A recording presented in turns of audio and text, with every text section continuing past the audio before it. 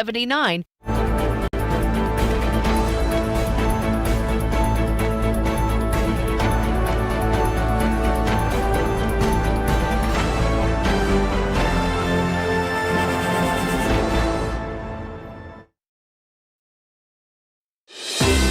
Hi, it's Tony Marino, host of the super popular Newsmax Daily podcast, a rundown of the day's top headlines and top highlights of Newsmax shows and interviews you may have missed, plus some sports, stock markets, and even some yucks, all packed into about 20 minutes. Search for the Newsmax Daily with me, Tony Marino, on your favorite podcast platform, and check out our entire lineup of great podcasts, including Greg Kelly, Rob Carson, and Jerry Callahan at newsmax.com/listen. About to hear the most interesting, informative, thought-provoking, and funny show in America. On air and on the World Wide Web.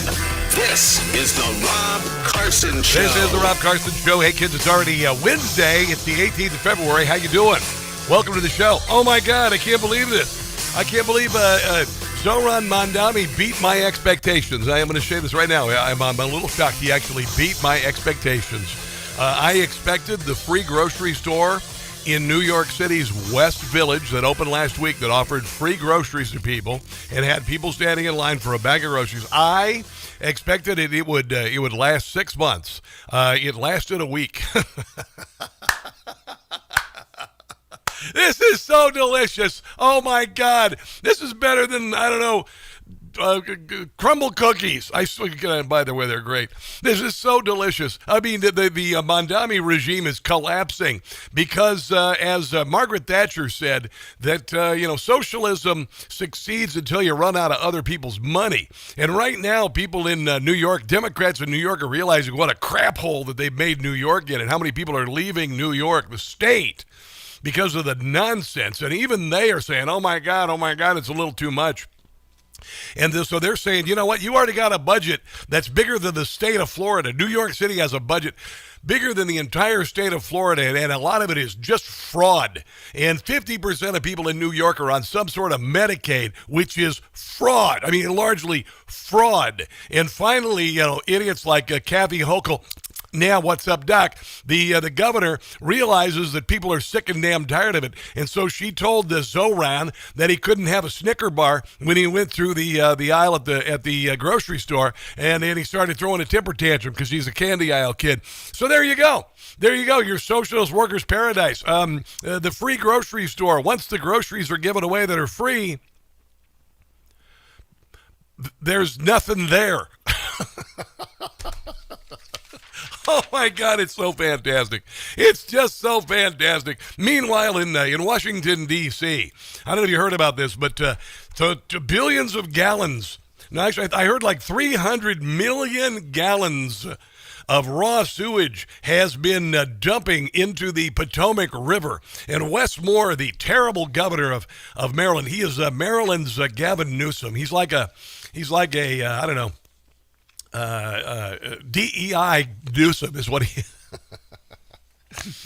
Wesmore is DEI Newsom, and he's blaming Donald Trump for the spillage while Donald Trump's trying to, end the war with Russia and Ukraine, close the southern border, bring $18 trillion new investment, flatten inflation, make the economy rise, increase paychecks, all of that. And Wesmore says that, no, he's responsible for our SH too. And so this thing has been pouring all sorts of sewage into the Potomac River. In fact, there's this guy. This is so funny. This is liberalism at its best. This is the D.C. water manager, David Gaddis, when he assumed the helm of the water management bureau, and he said there are too many white people in it. When I arrived at DC Water, this was an organization that looked very similar to our industry. It was predominantly, white male at the top, but this is a utility that's, more than 70% people of color. And plus, what's the color of feces? It's not white. Look at this utility. And I really... See, it doesn't make any sense. Why should it have so many white people when feces is brown? Believe, and I still believe, and it has been fantastic. The outcomes have been fantastic. Yeah. But the people at the top, the executives, the chiefs in that C-suite, they should look like the employees they should be brown like the feces that they serve and that they work with. They could be yellow like the other stuff, the number one. And the same thing with the community. And so my executive team, yes, looks exactly like the community. It looks like the employees, the staff, really be it people of color, women, men. Yes. And it's just a fantastic team that has come together to do a lot of great things here at DC Water and in the community for the customer. You bet. And how'd that turn out? If you look at the river, it's pretty clear and blue. But this stretch right here is brown and gray, and you can see little... It's not brown and gray, it's diverse. Shreds of toilet paper. The toilet paper's white? It reeks of sewage. So I've been a river keeper now for 25 years. Yeah. And I've dealt with what I thought were pretty big sewage spills of 15, 20 million gallons, but this is dumping about 60 million gallons That's a whole lot of SH. a day for the last 5 days. You can call the Potomac SH Creek now. Into the Potomac River, and if you do the math, we're I'll just say Ship Creek. How's that? Ship Creek. Over 200 million gallons of raw sewage that's dumped into the river. This may be one of the largest sewage spills that we've ever seen. The guy who said that the water management people are too white, he said that his own department has told people to avoid the river, even keep their dogs away from it. In the United States, and nobody's really... You know what dogs like to eat occasionally? Reporting about it. I've never seen it this low. Even in the summer. I guess it's not good SH. So you can just see the concentration of sewage is really high. You can see the bits of excrement, and whether that's feces or like it's toilet paper, it's kind of what's floating around. I've seen people walking their dogs down here. We've got keep the dogs reports away. of fish kills downriver. Fish kills. This is a really important public health issue. Yeah, I wouldn't need any of that Potomac fish, by the way. This is brand new from Jim Gossett as the Prezi on the Rob Carson Show. The Potomac River's a cesspool. Westmore we are blaming, he's asleep at the switch. Maryland must suffer, cause he is a moron, thrown his constituents in a ditch. Westmore keeps on lying, he isn't even trying. He's stalling on the river. The key bridge still isn't finished. Yeah, they held it. Fix the dang thing. DEI has caused a delay. Potomac's a disaster. Westmore is the problem. Hopefully at the polls, West will pay. I hope so. Incompetence is showing. Sewage keeps on flowing. Yeah. It's spilling in the river. Oh, yeah, that's fantastic. There you go. That's Democrats, and it runs downstream, don't it? I think Annapolis is downstream from us. I'm not sure, though. I'm just not sure. Wow. Bravo, Democrats. Honestly, and then what did I say? What did I say years ago? What did I say about the Democrat Party? I was actually talking about Joe Biden when I came up with the expression crap touch. Here it is. Crap touch. Crap touch. Crap touch. So you put a Democrat in charge of the water supply there, and he says that the people who work there are too white. Crap touch. Crap touch. Meanwhile, Donald Trump has cleaned up Washington, D.C. The dang city is nearly crime-free these days. You can, in Anacostia and some other bad neighborhoods, people are able to mow their lawns again without getting murdered. Kids are able to go out and ride on their bikes without getting murdered. It's kind of weird. And you could drive your car into Georgetown and not be carjacked or attacked by a homeless person. Meanwhile, the Potomac River is not just the opposite. Just the opposite of that, actually. It is. This is what Democrats do, though, right? Crap touch. Crap touch. But for those Democrats who are listening, I'm using the expression crap touch, but I'm not encouraging that you touch crap, which is the Potomac River, actually. The entire Potomac River is Ship Creek. We'll just call it Ship Creek. And Westmore is up Ship Creek without a paddle, apparently. So there it is. Oh, my God. And Zoran Mamdani, my God. His again, the Socialist Workers' Paradise, the warmth of collectivism that caused 19 people to freeze to death during the snow. Not very warm. Maybe the thermostat on collectivism is below freezing. I'm thinking that's maybe what it was. But we got that going on. I'm going to share some of that. It's kind of funny because my friend Chris Plant, he's a nationally syndicated talk show host, a friend of me. He says that if Democrats didn't have double standards, they'd have no standards at all.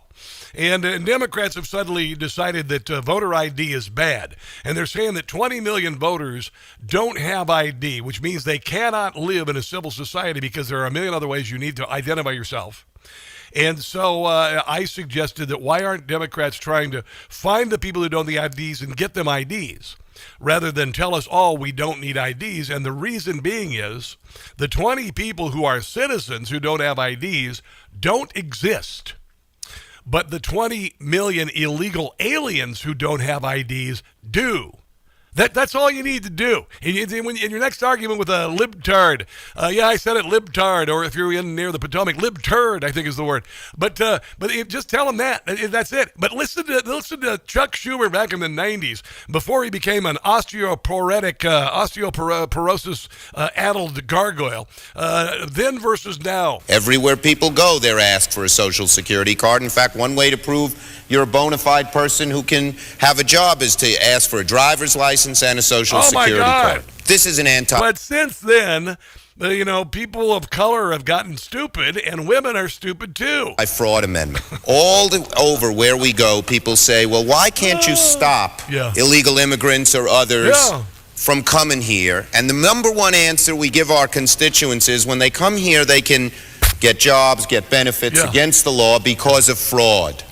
What they are proposing in this so-called SAVE Act is like Jim Crow 2.0. Yeah, and here's what's changed. The Democrat Party has become a crime family that exists only to steal from us, loot the treasury for their friends, their cronies, using the welfare system and whatnot, SNAP to Medicare, all of this, trillions of dollars, and people are leaving Democrat-run states, so they have to now, to win elections, they have to bring in illegals to win the elections. There you go. There you go. Perfect encapsulation. All right, now, coming up, we're going to talk about Zoran Mondami wants to raise property taxes 10%. So it isn't just on the rich. It's on everybody, all right? That's coming up. Here's the number, 800-922-6680. This is The Rob Carson Show. Right back.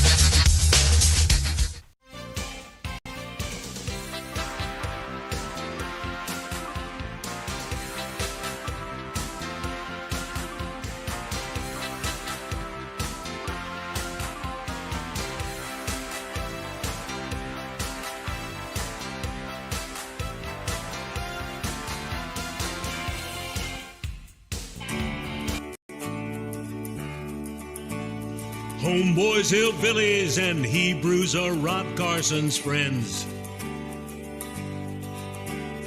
Better believe that they'll be friends to the end. Willie!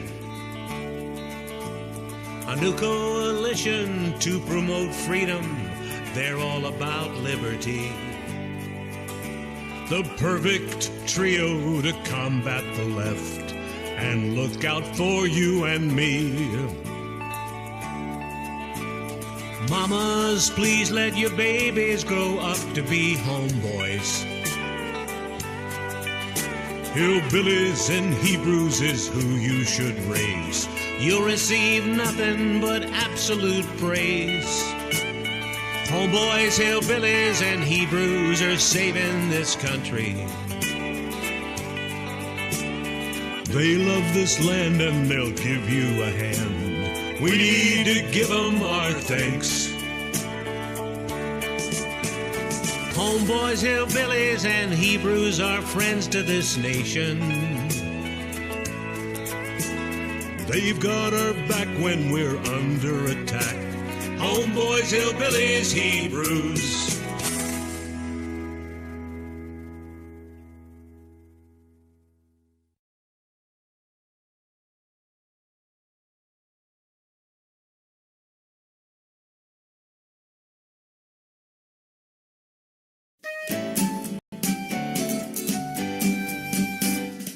Yes, they have no Maduro.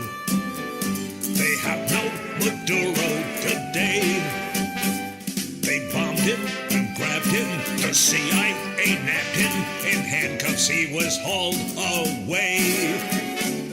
Maduro has been indicted, and Venezuelans are excited because they have no Maduro, and they thank the US of A. Nicholas has been captured, his freedom's been taken away. Maduro is so vile, his wife will stand trial. We are gonna make them pay. Yes, they have no Maduro. They have no Maduro today.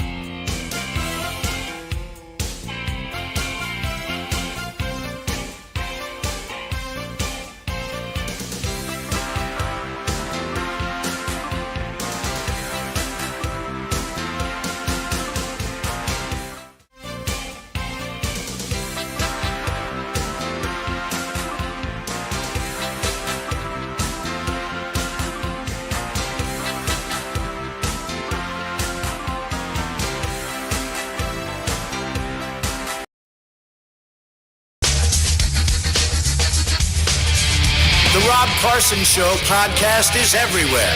Go to newsmax.com/listen for details.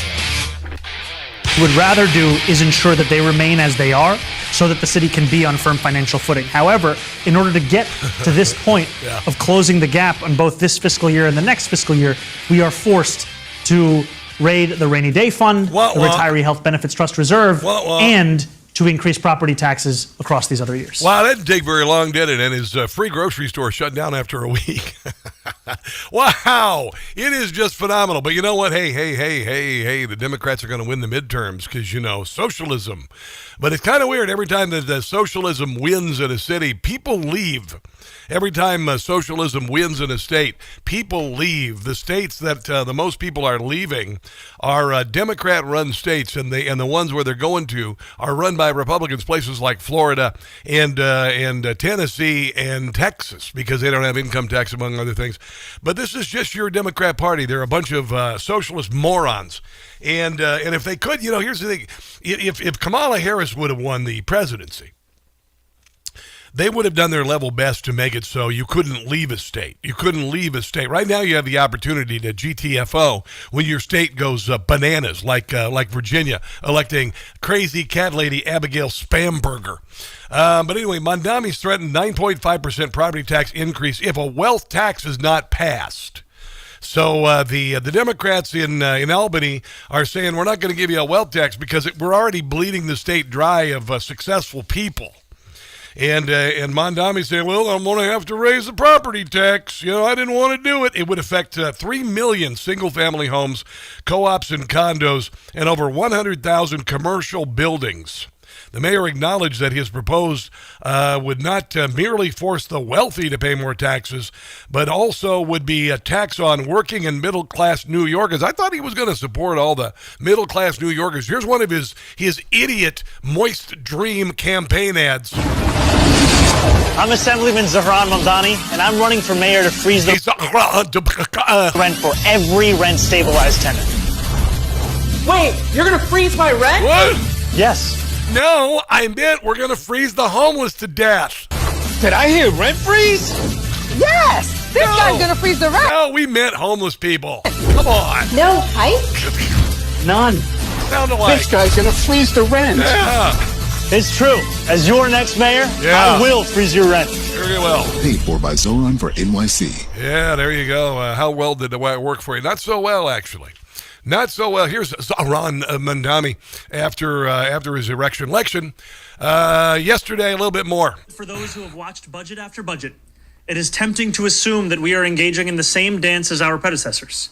Oh, no, you are. 100% you are. And by saying you're not, you're projecting. What you're saying is exactly what it's a repeat, okay? It's the same crap. Lather, rinse, repeat. Welcome to Groundhog Day 2026. Let me assure you, nothing about this is typical. Sure. That's why our solutions won't be either. No.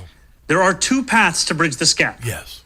The first is the most sustainable and the fairest path. What's that? This is the path of the billionaire-millionaire tax. Ending the drain on our city and raising taxes on the richest New Yorkers and the most profitable corporations. Sure. The onus for resolving this The only problem is the profitable corporations and the individuals will leave. Crisis should not be placed on the backs of working and middle-class New Yorkers. But it's going to be. If we do not fix this structural imbalance and do not heed the calls of New Yorkers to raise taxes on the wealthy, this crisis will not disappear. It will simply return. Year after year, forcing harder and harsher choices each time. Absolutely. Wow. Didn't I just kind of tell you, I think I told you when the election was happening, he's not going to fulfill any of the promises that he promised. Everything is nonsense. He's an Islamist first, and he will say anything he wants to get elected. Same went with Abigail Spamberger over here in Virginia, where I live. She said, "Oh yeah, we're going to be moderate and all this," and then after she becomes the governor, even though they have a $2.3 billion surplus for Democrats who are listening, it means you're taking in more money than you're spending. So right now you're cool. Everything's covered. But Abigail Spamberger decides to come in with all the green energy nonsense, tell you got to get rid of your gas leaf blower, like that makes a difference at all. Replace it with a friggin' battery operated leaf blower, and then tax the snot out of the back the leaf blower. That's your Democrat Party. My God, when will they ever learn? And then, by the way, this wasn't even part of his campaign promises, but you'd think as the mayor, they'd remove the snow. So here's one side of the street, trash piled up as high as you can go, and then this is the other side of the street. This poor bastard ain't getting out until the spring. Yeah. Look at this. It's the new way to remove snow. No tax money, no manpower, no overtime. You wait for it to melt. Dirt a week after the snowstorm. Look at this dirty shit. In New York City, you need to get somewhere. Do not take an Uber. Do not take a taxi. Wow, you notice a little comparison. We got Maryland run by Wes Moore with all sorts of crap dumped into the Potomac River, and here you got crap on the streets in New York. If you're in New York City, you need to get somewhere. Do not take an Uber. Do not take a taxi. It is taking forever. Wow, that is the warmth of collectivism. Here's the great Rob Schmitt on Newsmax talking about, and he lives in New York, by the way. Barely a month into what's been a disastrous term already for Zoran the Moron, his entire plan has blown up in his face. Yes. And with a scowl, Mamdani today admitting that he couldn't get it done. The revenue for his massive budget will not be coming from taxing the rich, but from raiding the city's rainy day funds and raising property taxes in New York City by nearly 10%, further gutting New York's middle class.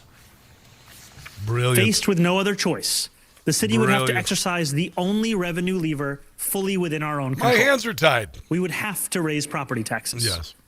We would also be forced to raid our reserves. Nice. At the heart of this path is a property tax increase. Yeah. It would mean withdrawing $980 million from our city's rainy day fund in fiscal year 2026. Wow. Obviously, the snowy day fund has already been raided. What happened to tax the rich? Yeah, exactly. It's because he's a man-child, okay? It's because New York City is being run by a combination of Animal Farm and a bunch of children, for God's sake. It is ridiculous. You give the keys to the first grader driving the school bus. There you go. You got New York. All right, going to take a break and come back. It's even worse in Washington State, if you can imagine that. That's coming up on the other side of the break, and this is the Rob Carson Show. Hello, my name is Brian Delatry, and I started taking Relief Factor just about a year ago. I was having chronic knee pain over time. It just got worse and worse. Just walking downstairs was painful. Well, since I've taken Relief Factor, the results have been just amazing. I actually walk 4 miles a day, 5 to 6 days a week. No pain at all going downstairs. Very active playing golf, and it's been really just unbelievable in the change I've had in the pain in my knee. Hope that someone who's experienced the same type of pain gives Relief Factor a try. And I guarantee if you get the results that I have, you'll be very happy. I'm going to continue using the product because I am now pain-free. Don't wait. If you're dealing with daily pain, launch your 3-week quick start and see what Relief Factor can do for you. Go to ReliefFactor.com. That's ReliefFactor.com. How will it feel to be out of pain?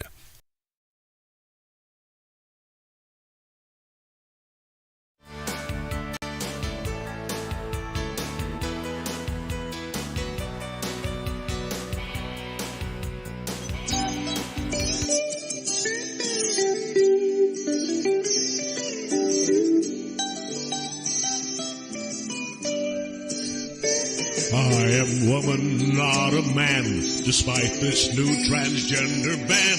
Though my voice is deep and I've got facial hair, they ban me, but I'll be back. Bravery I do not lack. You don't have to tell me to grow a pair. Oh yes, I'm a girl. Against women I compete. People wanna hurl when I win another meet. Swimming medals, I will steal all of them. I have a beard. I've got testicles. I am woman. Venus says that I can't swim. They claim that I am a him. But I'll be back. Just you wait and see. Oh yes, I'm a she. I even wear a dress, though it's no mystery. The whole package I possess. But they banned me from everything. I have a brawn. I have a prostate gland. I am woman.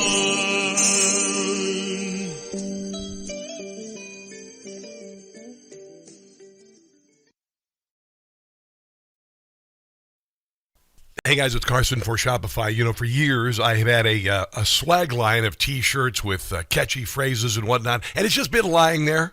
Well, I've decided to go with Shopify and actually make money with my own business. Shopify gives you everything you need to sell online and in person. Millions of entrepreneurs have already made this leap, from household names to first-time business owners just getting started. Choose from hundreds of beautiful templates you can customize to match your brand instead of just having a lousy website that nobody notices like I have been doing for years. Set up fast with Shopify's built-in AI tools that write product descriptions and headlines, create email and social campaigns that reach customers wherever they scroll. In 2026, stop waiting and start selling with Shopify. Sign up for your $1 per month trial and start selling today at shopify.com/Newsmax. Go to shopify.com/Newsmax. Make building a successful business your 2026 New Year's resolution.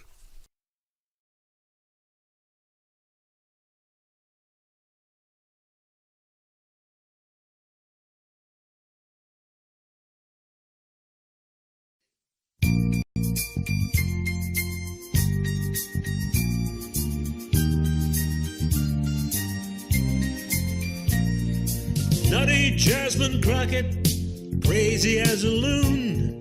You're gonna lose your House seat, gonna lose it soon. You're running for the Senate, where you don't have a prayer. Like skim milk, get 2% and be out of there. Texas is conservative, they won't buy your act. You'll be beaten badly, and Jasmine, that's a fact. You have to know your campaign, it is gonna fail, even though the Democrats are gonna cheat by mail. Crazy Jasmine Crockett, glad you chose to run. Watching you get steamrolled will be a lot of fun.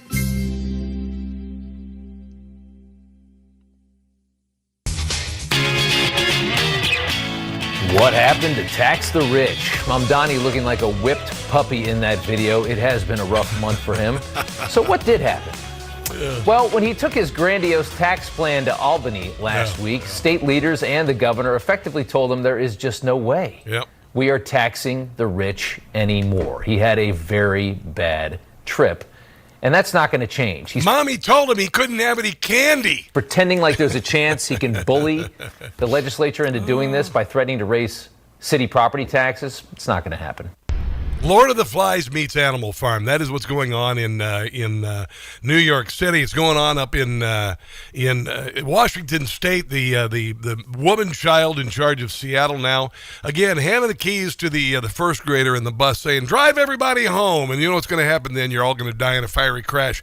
So that's what appears what's to be happening. Here's Abby Normal, also known as Abby Phillips, over on CNN, trying to convince Kevin O'Leary that raising the taxes on rich people and businesses won't drive people away. Charts, some data for you, Kevin. Thank you. The last time there was a tax hike on the wealthiest. She forgets, Abby Normal forgets that for 6 years in a row, the state of California has led the nation in people leaving. So there's that. In 2021. Take a look at this chart. You see what's going on there? The number of people making more than $200,000 in the city increased. The number of people making between $200,000 and $1 million increased. Yeah. Everybody who makes a lot of money, there were more of them. Well, what about since Zoran Mamdani became the mayor? In New York City. Okay, so the idea Abby, that if there that's was some... true, why not increase taxes to 110% if it's so good? Look, Let's go. Don't get mad at me. I'm not mad. I'm excited about it. Yeah, but works so well. Raise taxes 110%. I'm just love asking it. you... Because I want you to pay, not me. I'm asking you, is there really proof of... Other than the major outflow of people from every Democrat state in America. The brain drain that you say, it's the money called drain. England in the late 60s. Okay. It's called So France then why in the are late there 80s. more multimillionaires? Oh, dear God. Why do you have the stupid people host the show and the smart people on the panel? I don't get it. This is finally when Kevin O'Leary said, you know what? You're all nuts. All right, Kevin, a quick last word. Oh, wow.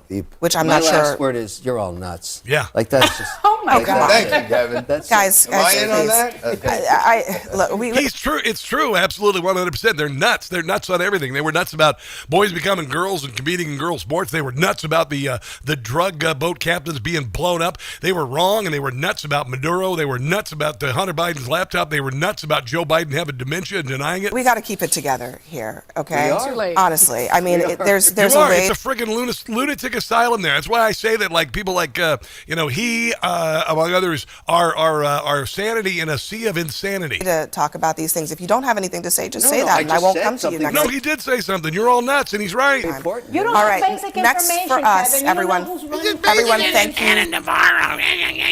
She's wrong about everything. for being here. That was a stretch. It was Next, insane. excuse me. A shovel. Excuse to the me. ballots? Stop, What's the shovel? Kevin. Stop. The federal... Yeah, stop inviting sane people on your show. And that'll stop, actually. I want to go to Ann in Annapolis, the capital of Maryland, home of the Maryland General Asylum, also known as the state legislature. Hello, how are you?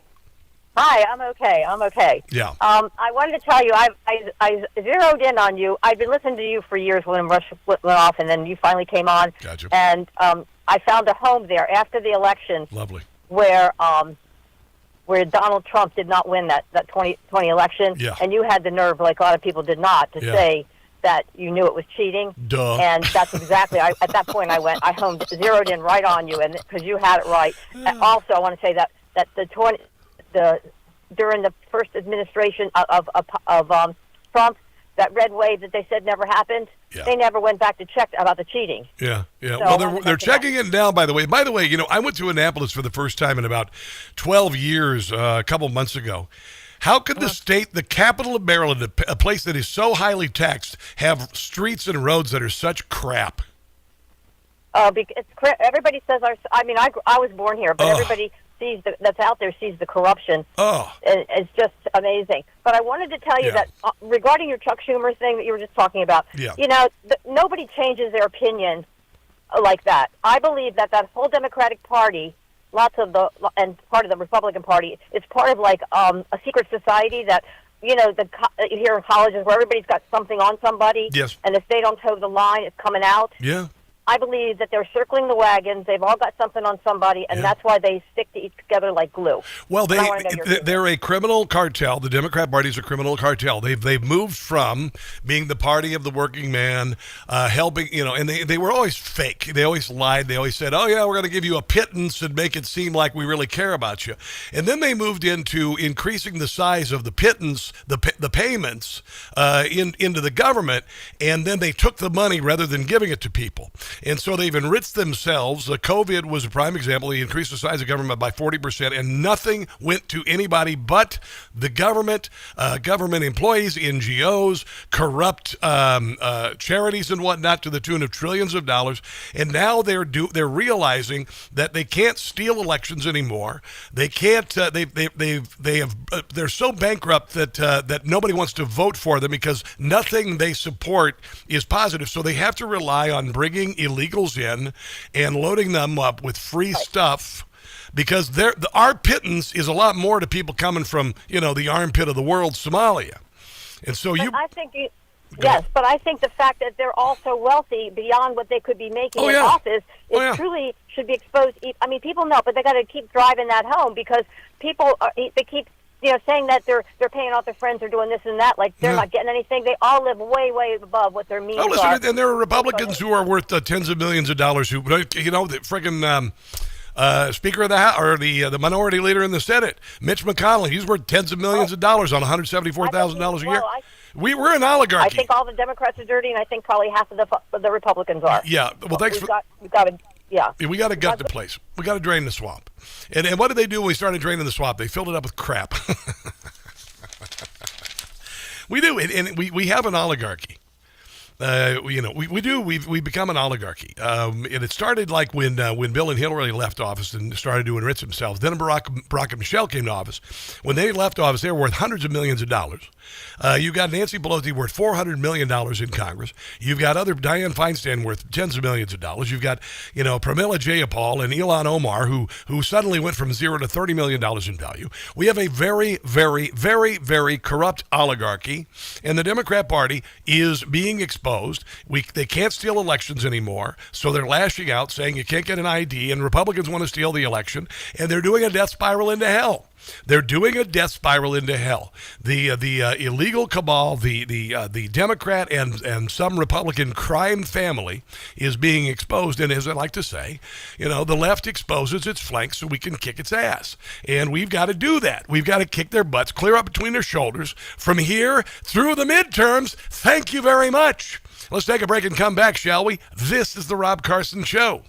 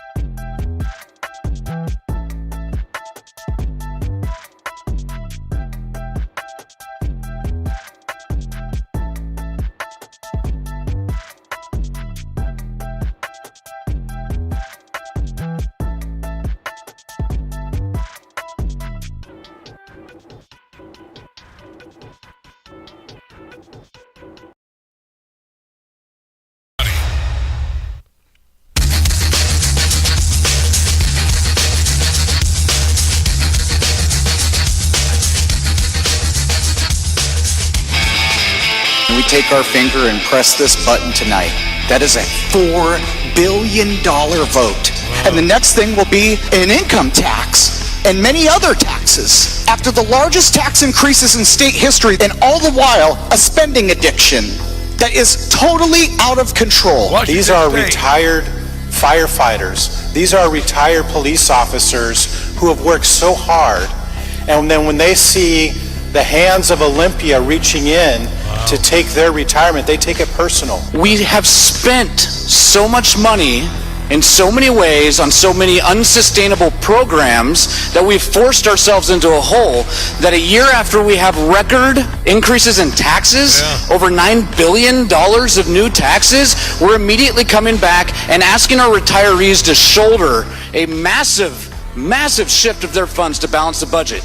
If this were a private corporation, we'd be screaming bloody murder that they were raiding their employees' pension funds. We are continuing to spend more than we take in. Wow. And we're going to come back next year and we're going to even have a worse deficit.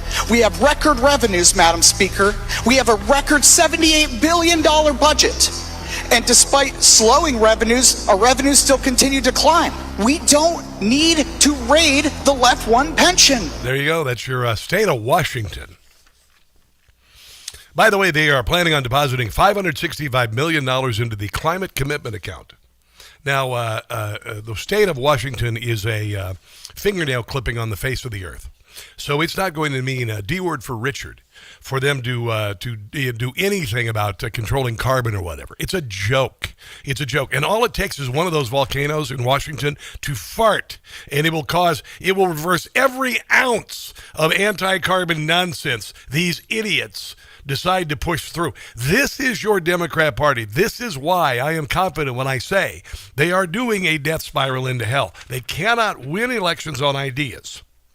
They cannot win election on ideas. They're losing on all of it. We have an 80-20 issue here. I said during the election, I said 80% of us believe the country was going in the wrong direction. 80% of us could save the country. Right now, the Democrat Party is 80-20. You've got 80% of Democrats saying, what the hell? They're going along with this nonsense, but 20% are causing the death spiral. And keep going, man. I want you to keep failing up big time. Here's Carl Higbie talking about what's going on. Carl Higbie from Newsmax, by the way, talking about what's going on in Washington State, which is happening in New York City. To cover their spending addiction, last night, the Democrat majority state Senate passed 27-22. Two Democrats joined all the Republicans in voting against this bill. What they're calling a millionaire tax. It's an income tax on household revenue, household, not singular, of more than $1 million a year. And that's going to be at 9.9%. Wow. Which on its face is in fact a violation of the state. They want to raise the income tax rate in Virginia to almost 14%. Constitution, which states in Article 7, Section 1, Quote, all taxes shall be uniform upon the same class of property. The word property, as used herein, shall mean and include everything, whether tangible or intangible, subject to ownership. And since in 1933, the Culleton versus Chase Washington Supreme Court ruled that income is, in fact, considered property. So a graduated state income tax, like they're proposing, would, in fact, violate their state constitution. So Democrats... What'd they do? They don't like listening to the Constitution, so they essentially did an end run around the Constitution. It's very actually crafty what they did. They're evil.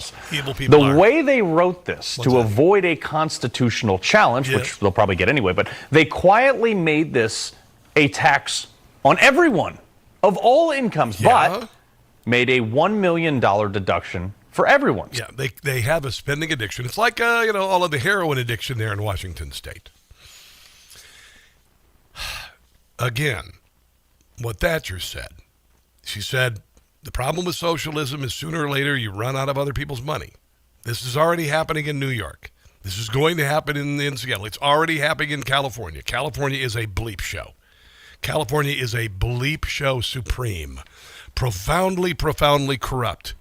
Profoundly corrupt. Steve Hilton is running for governor in the state of California, and God willing, he will become the governor. Listen to, he's created this Cal Doge, all right? So they're doing what Elon Musk does, but since Steve Hilton doesn't own a EV company, they're not burning down his car dealerships and calling him a Nazi. But listen to what's going on in California. Great to be with you. By the way, this is just the first fraud report from Cal Doge. We got this out in about 10 days from when I set up Cal Doge. And it's a volunteer organization, as you mentioned. I'm not governor yet. And we just did it through detailed research. We've got some investigators going through the budgets. It's pretty easy to do. And we found this. It's pretty easy to do. You don't even need to be Keith Ellison to find this. There's going to be much more. Our estimate is that the total amount of fraud in California, $250 billion. $250 billion in fraud in California. The $26 billion spent on homelessness only increased. None of the money went to making people, giving them home. Not a dime. The high-speed rail went from like $16 billion to $130 billion. They haven't laid a single bit of track.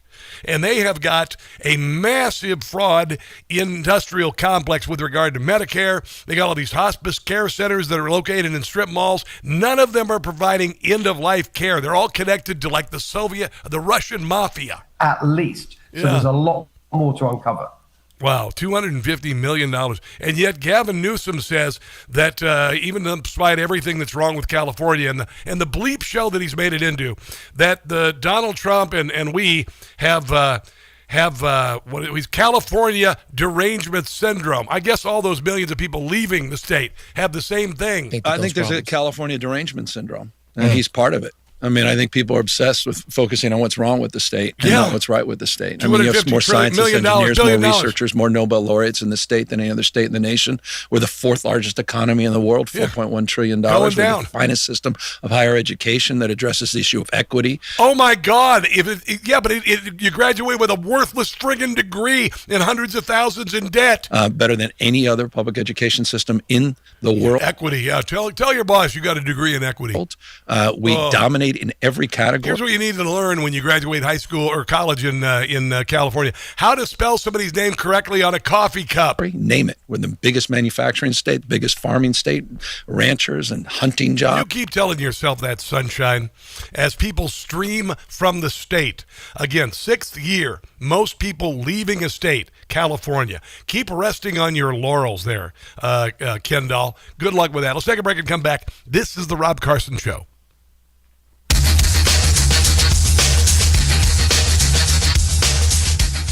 International disputes, inflation, rising national debt, digital currency. Hi, kids.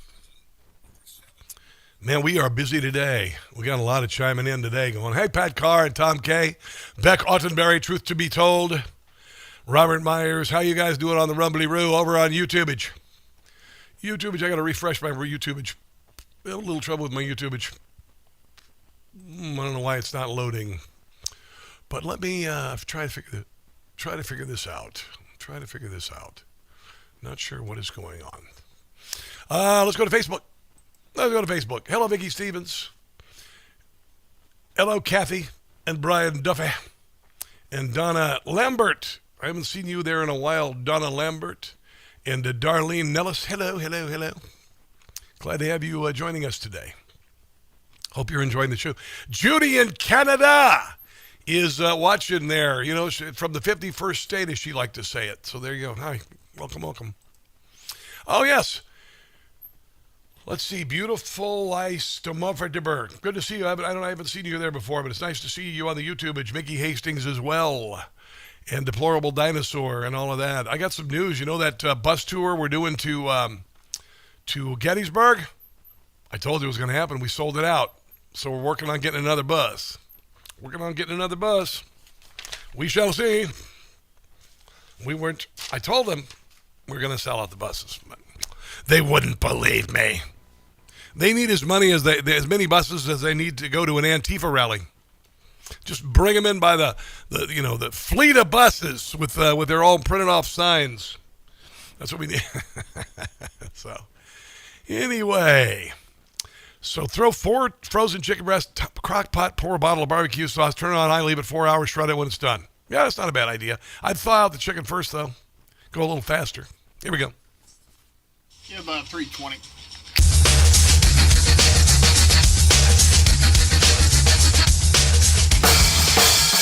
Come on! Sing it to me, Robert Plant, Jimmy Page.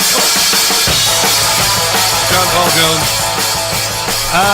So, we're doing this bus trip on June 11th from WCBM Radio, our anchor station in Balmer. And I figured we'd sell it out. And I was not wrong. We sold it out, all right? But we're working on getting another bus. So June 11th, leaving Baltimore, driving an hour to Gettysburg, and then going to the battlefields, going to see where Abe delivered the speech. It's something else. And then lunch at this place called the Dobbin House, and then later that evening driving back to Balmer. And the tickets are $130, and we sold out one bus. We're working on another. Stay tuned. WCBM.com if you're in the area. WCBM.com. I knew you guys were going to come out. We're working on a trip to D.C. for the national audience. Ooh, and it's going to be fun. Gold is knocking on $5,000 door. $2.10 away from $5,000 today. There you go. So price gains for gold, silver, active geopolitics. That's really good. Tokenized gold having a major impact on the broader bullion market. We're not talking about the stuff you make soup out of. More than any other commodity on earth, gold thrives during uncertainty, and we are in those times, aren't we? It's nice to have it part as a balanced investment strategy. Thank you very much. I said put all my money in gold. I talked to a Birch Gold representative last night. I said put it all in gold. Let it ride. I said I'll buy some silver. I'll come up with a little more money. Just buy silver. And then if I need any other heavy metal, I'll buy some Led Zeppelin or some Iron Maiden. But they don't have that right now. Although Led Zeppelin increases in value every year. Oh my God, it really does. They really, really do. A+ rating with the BBB and tens of thousands of happy customers. Let Birch Gold help you diversify. You know the drill. Text my name, Rob, to 989898. Rob, to 989898. Birch Gold, A+ rating for the BBB. Tens of thousands of happy customers, including this guy right here. So I would do that if I were you. You trust me, right? And I'm not saying that facetiously. I mean it. You do, because I don't lie to you. And so I trust Birch Gold. So there you see the mathematics there. You trust me. I trust Birch. So you trust Birch. You don't even need a college degree and to go into debt $200,000 to understand that. Text my name, Rob, to 989898. All right, so coming up. Colorado has become a bleep show thanks to Democrat nonsense. A major company, Palantir, decided overnight to relocate their headquarters from Denver to Florida and didn't tell the governor. That is fantastic. Hillary Clinton says that the reason why her husband was in a hot tub with a girl on Epstein Island was because of philanthropy. Yeah, philanthropy. And Rob Finnerty on the tranny shooter. Yeah, I said it. I can say that now. That all coming up in hour number 2 with Luke Ball as well on the Rob Carson Show. Don't go anywhere. This is the... No blind rhetoric. No talking down to me. Don't tell me how to think. Don't tell me how to think. Don't tell me how to think. I trust Newsmax. Newsmax. They don't tell me how to think. They let me decide. Real news for real people.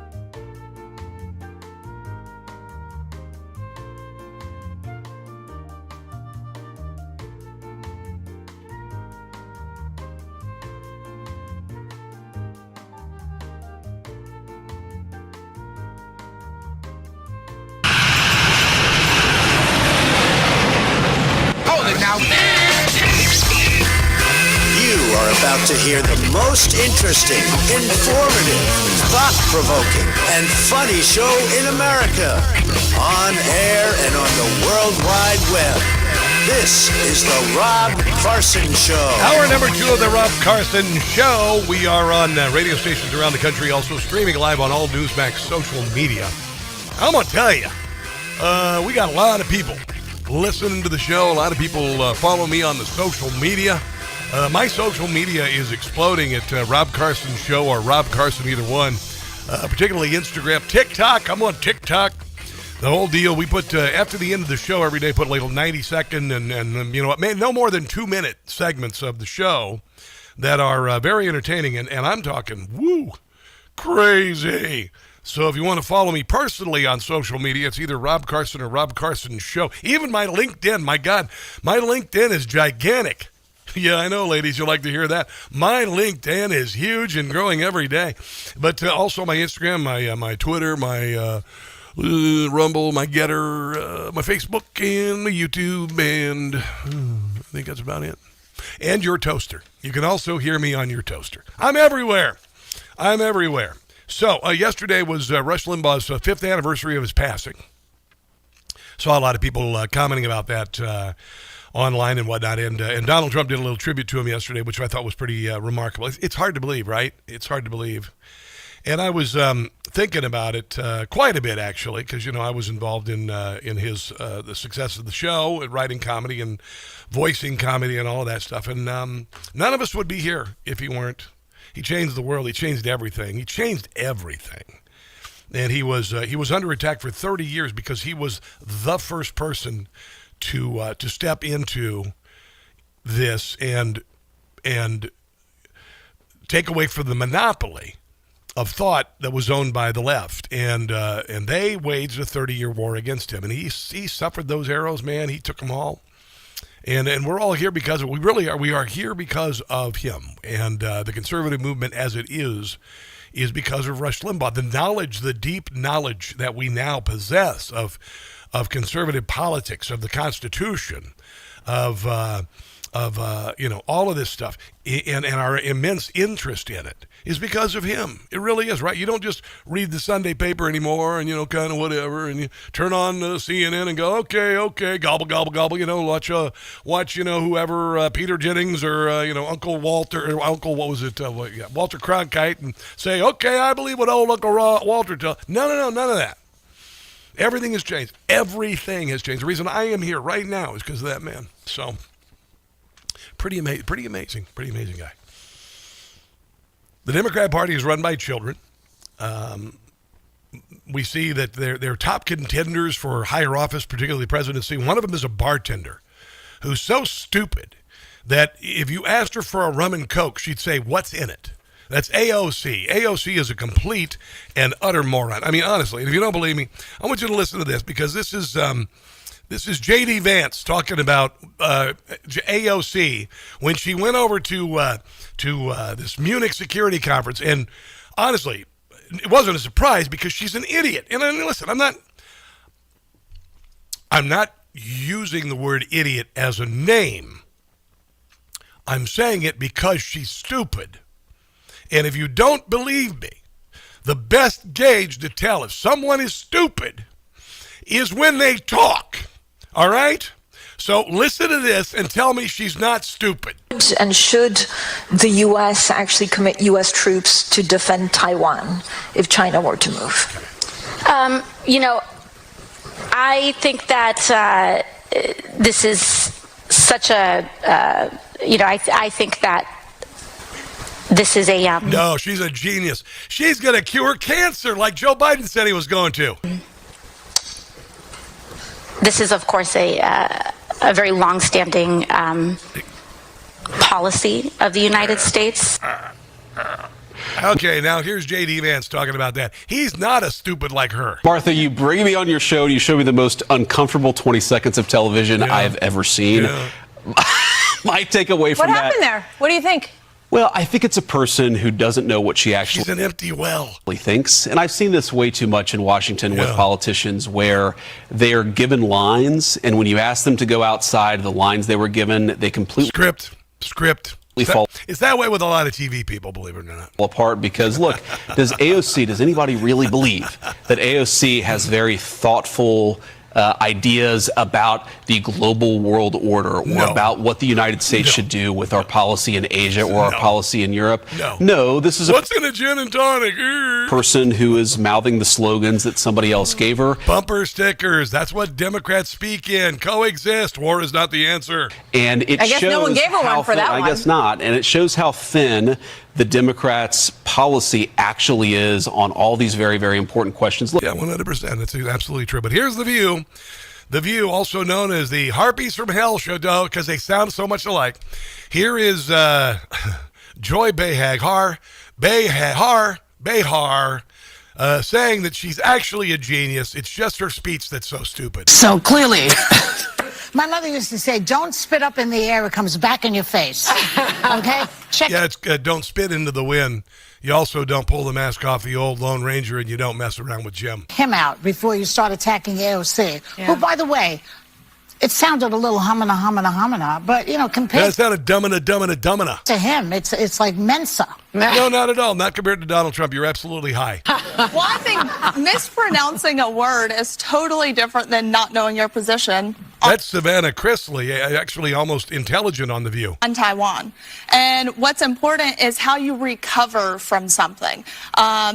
Trump, he has done things. He has continued on with his speech and then continued on to meet with world leaders. Yeah, pretty much. So the recovery is what mattered, and the AOC just didn't have a recovery. No, she didn't have a recovery because she's, did I mention she's an idiot? And if you don't believe me, listen to her talk.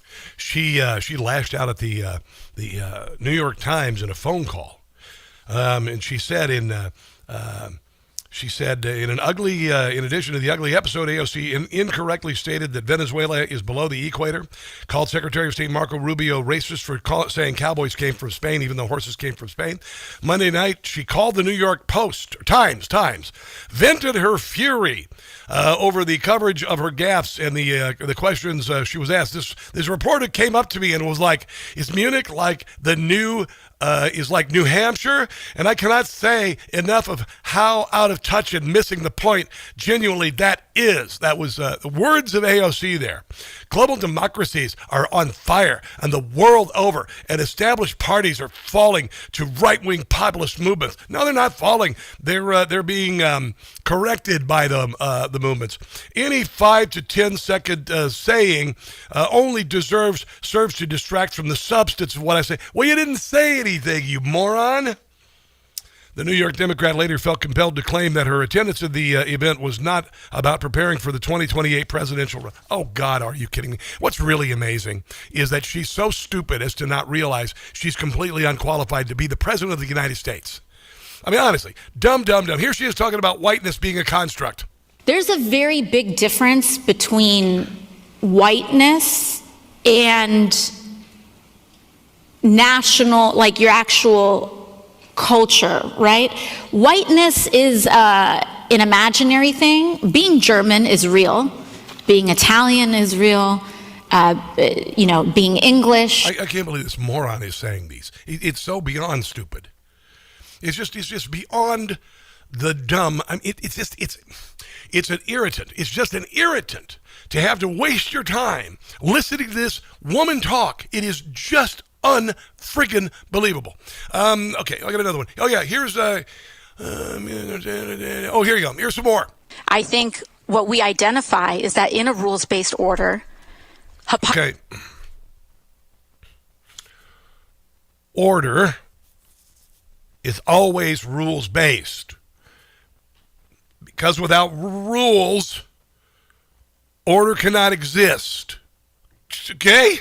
Hypocrisy is vulnerability.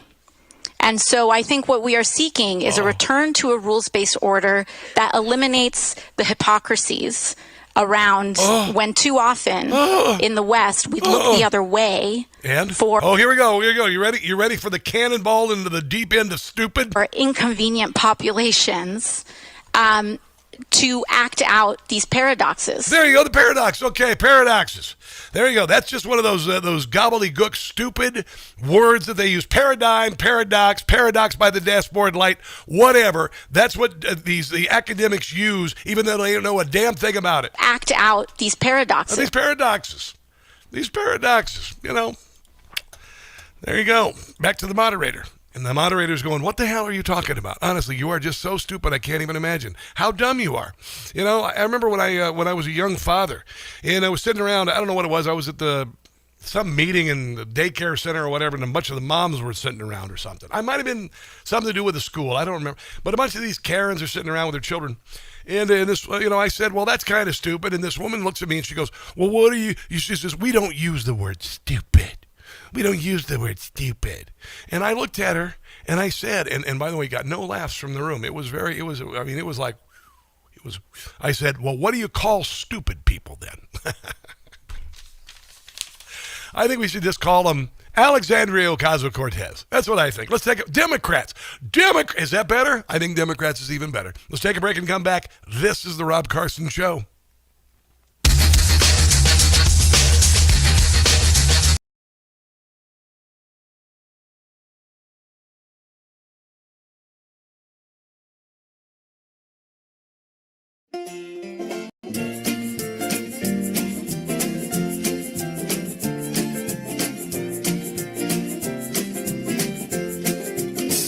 Greenland is a land that should be our land. That's what I have planned. Planned for Greenland. It is strategic. It's rich in minerals. Greenland was made for you and me. I'd like to own it, but Denmark's wary. Might have to use the military. Security it would provide it. Greenland was made for you and me. Once we own it, we could rename it. Could call it Trump land or even Don land. It's gonna happen. It will be ours soon. Greenland was made for you and me. Greenland was made for you and me.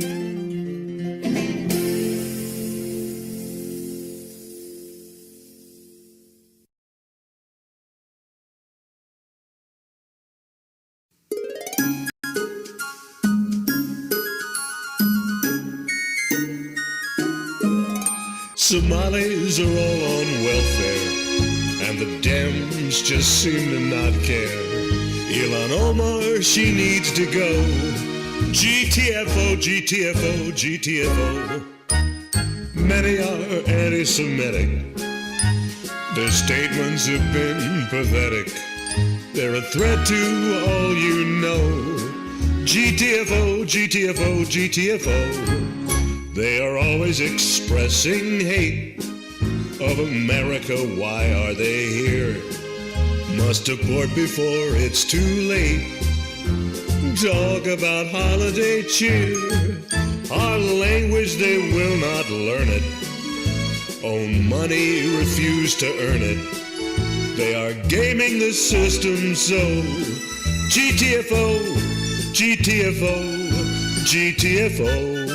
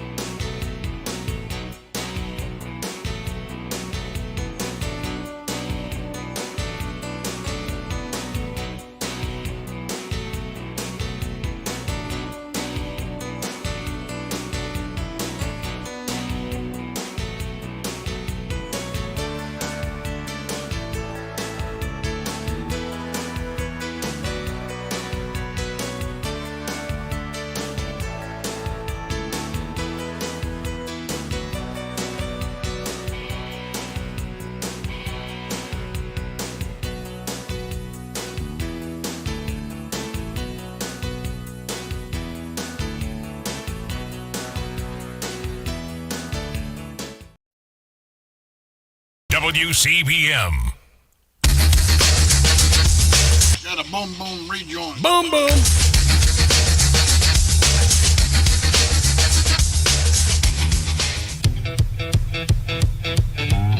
Boom boom. Would I launch strikes in Mexico to stop drugs? Come on. It's okay with me. Boom boom boom boom. Bang bang bang bang. Boom boom boom boom. How how how how. I love it. Good nutrition keeps us healthy, helps prevent chronic illnesses. In the long run, city-sponsored grocery stores will save society money. There you go. So the first grocery store for free grocery store in New York City is closed down. It was opened last week. It's already closed down. And here's why. I know this is fairly complicated, so stick with me, Democrats. It's fairly complicated. So they filled up a grocery store with a whole lot of food, and they paid a lot of money to fill the store with food. Then they gave away the food. There you go. That's what happened. Because socialism ran out of other people's money. There you go. It took 1 week. And then there's the green energy nonsense. You know, Joe Biden, he mandated that the post office replace all of its little cute Jeeps, you know, with the steering wheel on the wrong side, with electric vehicles. And they, I think it was $3 billion. That's $3,000 million. $3,000 million.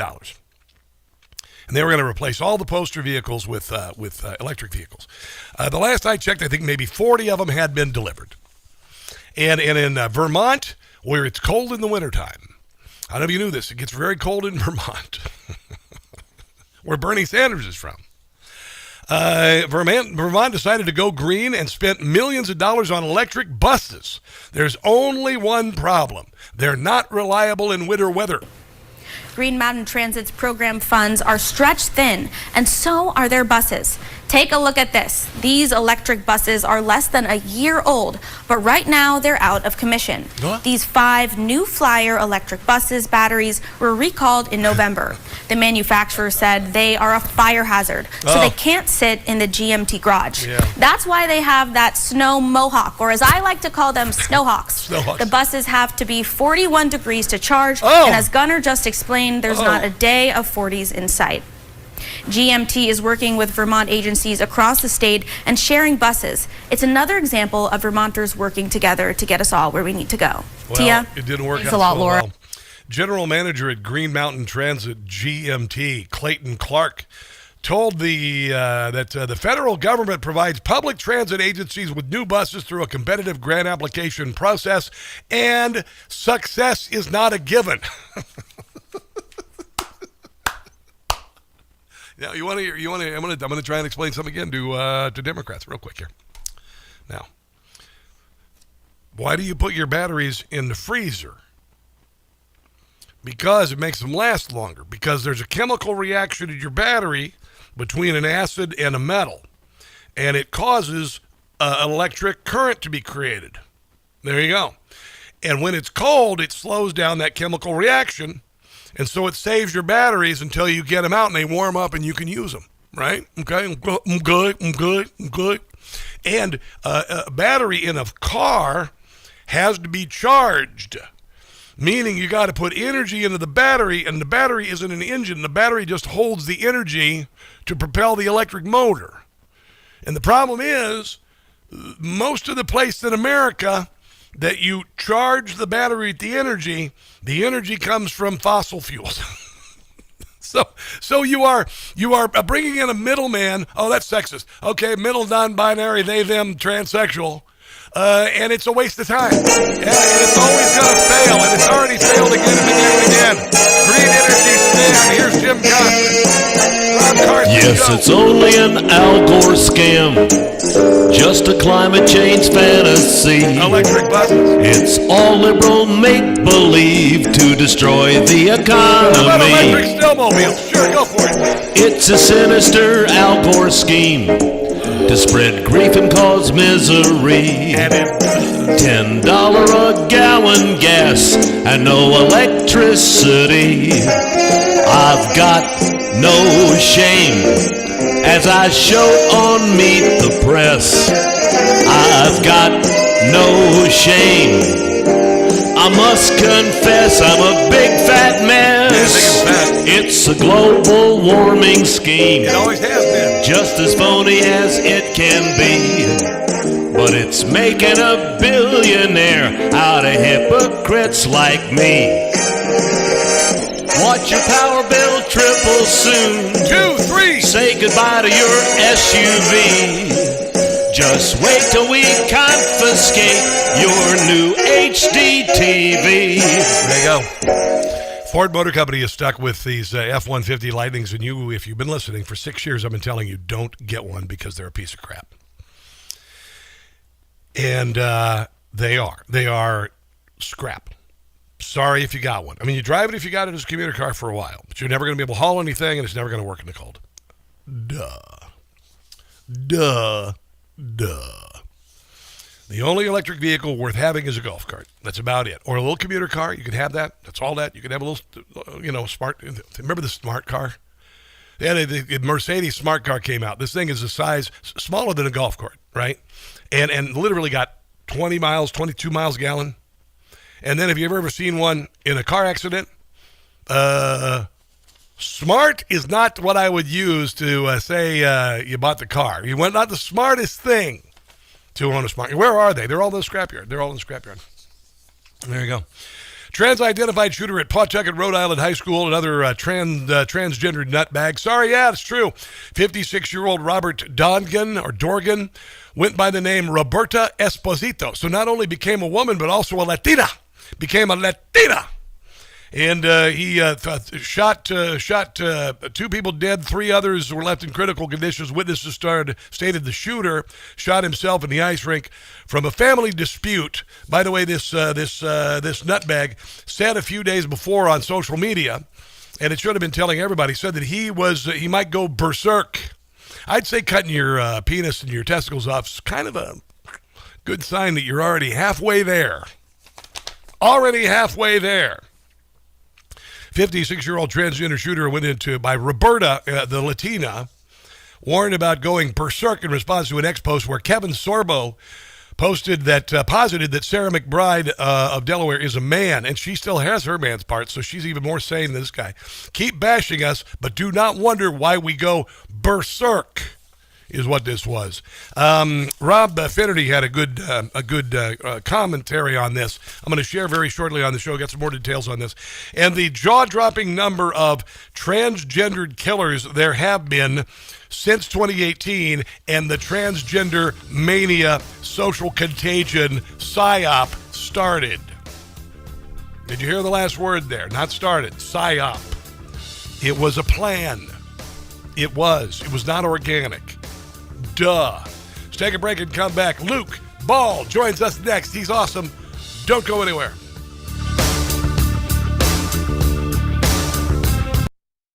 Hey guys, it's Carson for Shopify. You know, for years I have had a swag line of t-shirts with catchy phrases and whatnot, and it's just been lying there. Well, I've decided to go with Shopify and actually make money with my own business. Shopify gives you everything you need to sell online and in person. Millions of entrepreneurs have already made this leap, from household names to first-time business owners just getting started.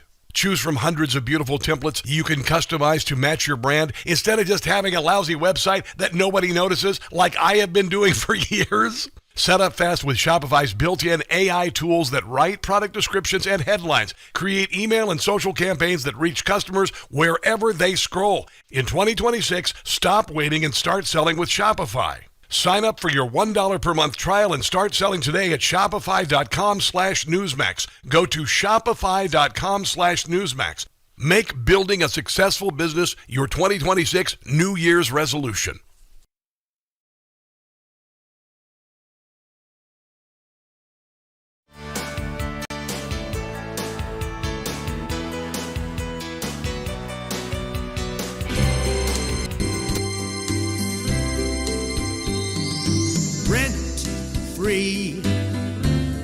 In libs' heads I'm living, the fits I am giving to Whoopi, Sunny, and Joy. Rent-free, I'm occupying.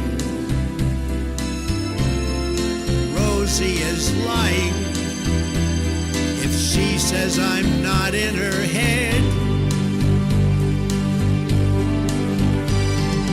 Break free, they simply can't do it. When you get down to it, they have TDS real bad. Hatred, just watch it as it spreads, because inside their heads I live.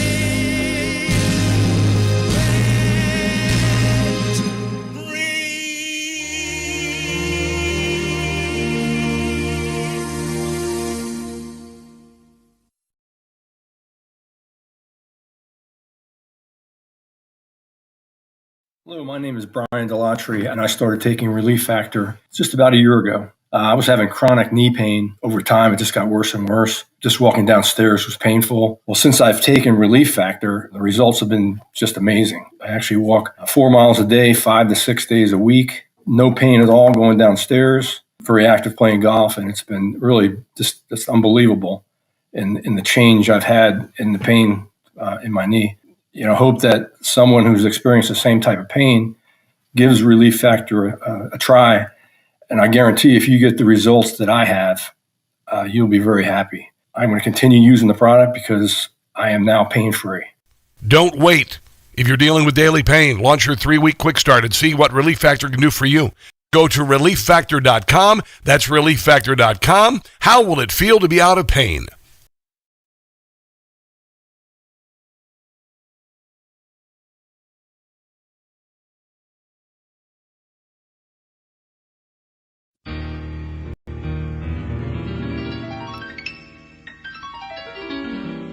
To that House hearing I didn't show. Me and Hillary decided not to go. We just proved that we've got so much to hide. Though pressure has been applied, me and my wife, we won't comply. About Jeffrey Epstein, we refuse to testify. Cause we know we'd get caught in lie after lie. We won't comply. We won't comply. Jim Comer says I'm in contempt, that from appearing I am not exempt. He wants me arrested. I say let him try. I won't comply. I won't comply. Island trips, I took a lot. When I'm asked about them, I say I forgot. I flew 30 times on Jeffrey Epstein's plane, but I will never explain, no, not me. I will resist, even though my name is at the top.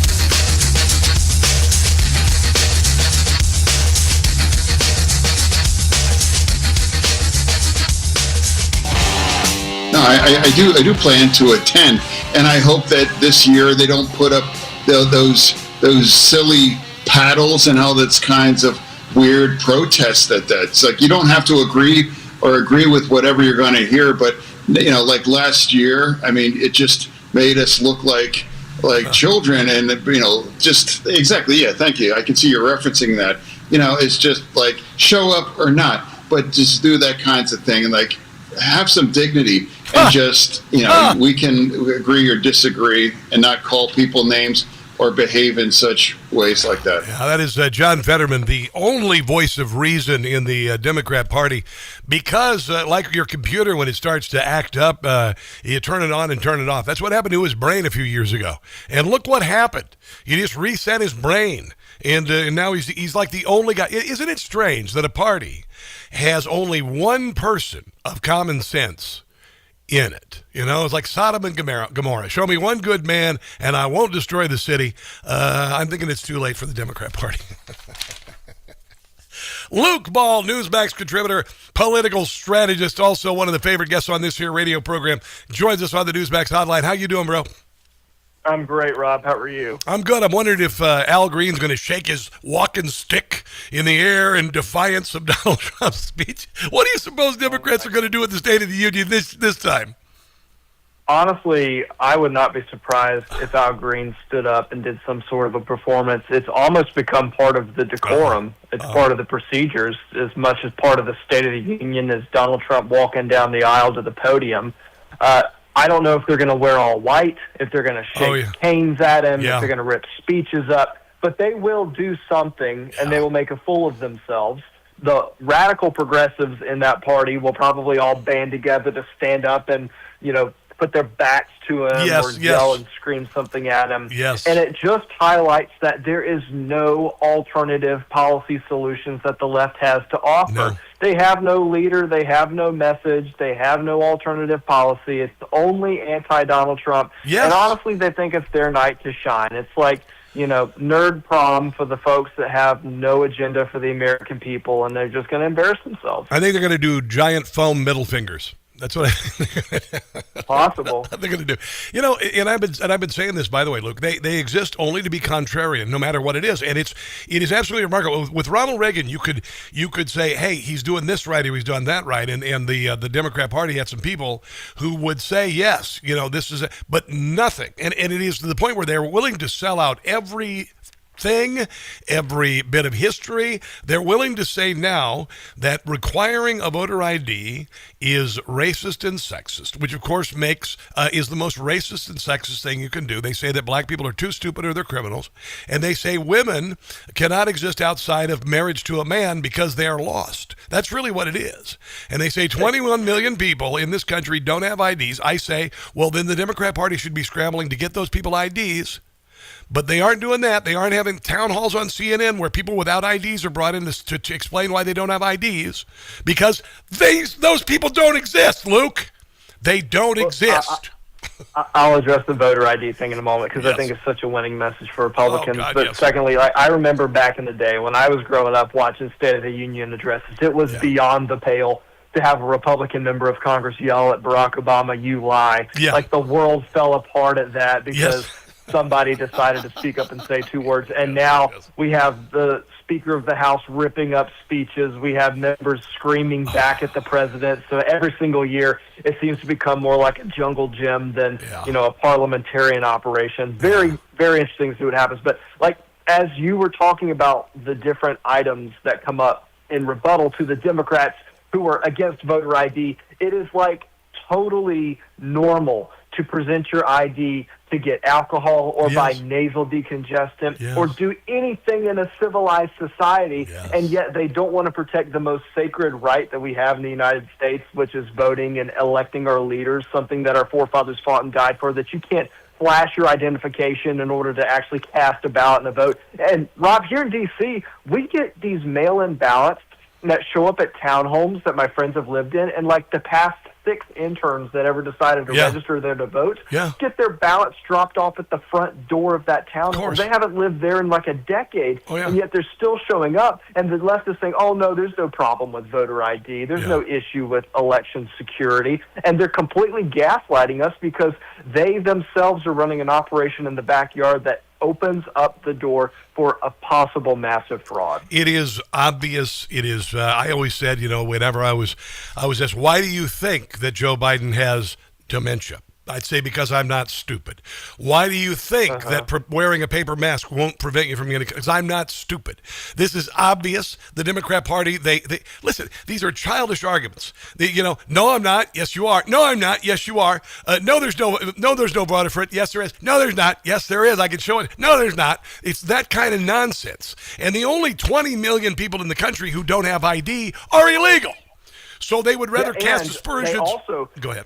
They argue that they can't afford them somehow. Oh, dear God. And my response to it is let's say that we proposed a piece of legislation that would fund, people getting driver's licenses. Oh, and by the way, let's just tack a $5 Starbucks gift card on top of it. Is it then completely incomprehensible that these people can't show up and get the gift card and their ID at the same time? Of course not. There's no financial barrier. There's no going out of your way trouble. If you present that hypothetical to them, the left will still say that it is completely incomprehensible that somebody would be able to obtain an ID in the United States. But you see, you as you mentioned, and I've said this, there are 100 ways that you need an ID. So if you want to survive in our country, if you want to have your power on your apartment, you want to have an apartment, you want to have a house, you want to adopt a cat, ladies. I'm talking about the Democrat Party women here. Adopt a cat. You need an ID, all right? But somehow the Democrat Party, rather than saying, let's fund a massive effort to make sure people have identification so they can survive, they're saying, no, it's racist and sexist because, when you want to vote, that's what it is. It's just so stupid. I love when this topic comes up every single time because it's almost hard to pick an example to throw back at them of how ridiculous their argument is, because you can go through all of the things we talked about that you are required to have an ID for here in the United States, and it is just ludicrous that the left would spend so much time and energy arguing against the most fundamental thing that you could do to secure elections in this country. Well, the Democrat Party, and I've said that, a lot of people are saying, oh yeah, the Democrats are +7 on the ballot going into the midterms. I saw them on what? On what, for God's sake? They are running on nothing. They were using affordability. That's already gone. That's out the window. Then last week, the next thing was Pam Body's covered up the Epstein Files. And so they released all the Epstein Files. And now they're going to come up with, now it's the DHS and ICE need to be defunded. It's one thing after another, and it's a nonsensical clown car going off a cliff on fire into a dumpster fire. So you mentioned the affordability issue. Yes. Watch what the left does with that topic, because it is something that Republicans will address in the upcoming election. They were talking about it last night at the White House meeting. They're going to talk about the economy, but I am convinced that the left is using this phrase of affordability as a conduit for socialism in the United States. The energy behind Mamdani in New York City propelled this issue to the forefront. They do not mean prosperity for the United States. They mean socialism for the United States. 100%. So as the Republicans are presenting their policy arguments, they will look a heck of a lot different than the left's policy arguments, because theirs is going to look more like the party of USSR as opposed to the party of JFK. Did you see the free grocery store closed down after a week in New York today? It did, man. It did. I'll be honest. I've lived in D.C. long enough that some of the grocery stores up here, I've seen people run in and run out. They consider those free grocery stores, and then they have to shut down because people are just robbing from them all the time. And then they create a food desert. I got to take a break and come back. More with Luke Ball. Can you stick around? Yes, sir. All right, more with Luke Ball on the other side of the break. This is the Rob Carson Show.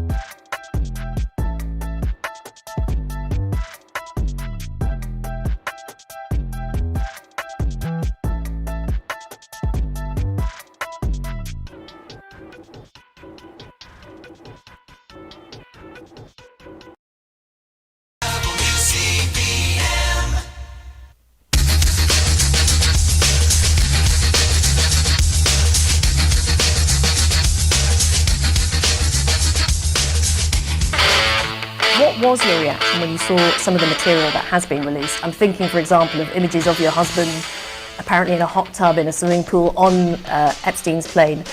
What was your reaction to that? And do you know the context surrounding some of those images? Absolutely. And it wasn't a hot tub on a plane. Yeah. It was one of the stops they made to look at philanthropy. It was just on Epstein Island. And charitable work that my husband has done, saving literally millions of lives around the world. It turned out that was done long before there was any public awareness and certainly any conviction of any crime by Jeffrey Epstein.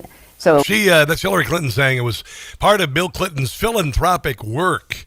I'm thinking it's philanthropic work. So he uses charity to get laid. That's what I came up with, by the way, Luke Ball. It's not philanthropic, it's philanthropic, which is a process of raising money and getting lucky at the same time. I don't know why all of these politicians pay these consulting firms all this money when they could just come hire you, Rob. I swear. I do know how to distill it. I do know how to distill things into the speaking man's lexicon, don't I? Or the working man's lexicon.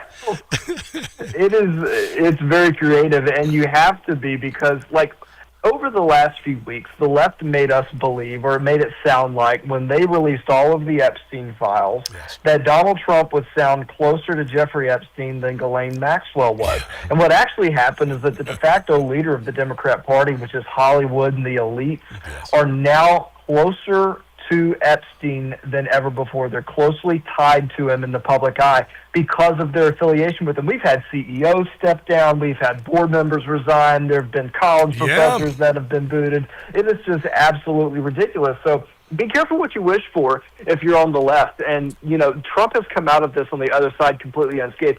So I also heard Democrats saying, like, he's out there saying we need to move past the Epstein Files because he's complicit in them. He's all involved in them. And in reality, Trump was kind of giving a warning shot to Republicans. Like, don't let all of this messaging consume your time before the midterms. We have just a finite period of time to get our agenda across the finish line, to deliver economically for the American people, to focus on border security and deportations, and you're going to get bogged down in the Epstein Files, which you will never be satisfied. There will always be, for the left, people who say you didn't release everything. You look at every day on Twitter, trending is Trump Epstein Files, and clearly they are bots, like, using it to get. There's no evidence of anything, but they want to keep it in the popular subconscious, so everybody thinks it's all bullcrap. But back to the midterms, and I've been talking about this, that we need to be able to show Americans the success of Donald Trump's economy in a vacuum of good news from the liberal media. Here's Peter Doocy talking about a strategy session last night at the White House. Yes, I just got a text from a senior White House official who is confirming a story that just crossed in Axios. Susie Wiles, the White House chief of staff, James Blair, one of her top lieutenants, and a bunch of chiefs of staff, as well as some cabinet-level secretaries, are meeting right now on Capitol Hill in private, or I should say near Capitol Hill in private, to try to figure out President Trump's messaging strategy, how to sell his accomplishments and what he plans to do to help their chances in the midterms. Yeah, it's interesting, like Sunny Hostin yesterday, like anybody watches The Harpies from Hell. I'm sorry, The View. They sound exactly alike. Watching that show. And she says, Donald Trump's the worst president ever. That's the Democrats. They think if they yell loud enough, they say that the economy sucks, that people are going to believe the economy sucks, like they did say the economy was great when Joe Biden was the president, and it was awful. And they're thinking that's going to work. What do you think? I have an enormous amount of confidence in this White House. I've worked with Susie Wiles for several years. I worked on the last campaign. She was a personal friend of mine. James Blair also, even from back in DeSantis days in 2018. So I have full confidence in that team that's over there pulling together the strategy. And there were a lot of details that leaked from that meeting. It was kind of some of the more obvious stuff. But the bottom line is this.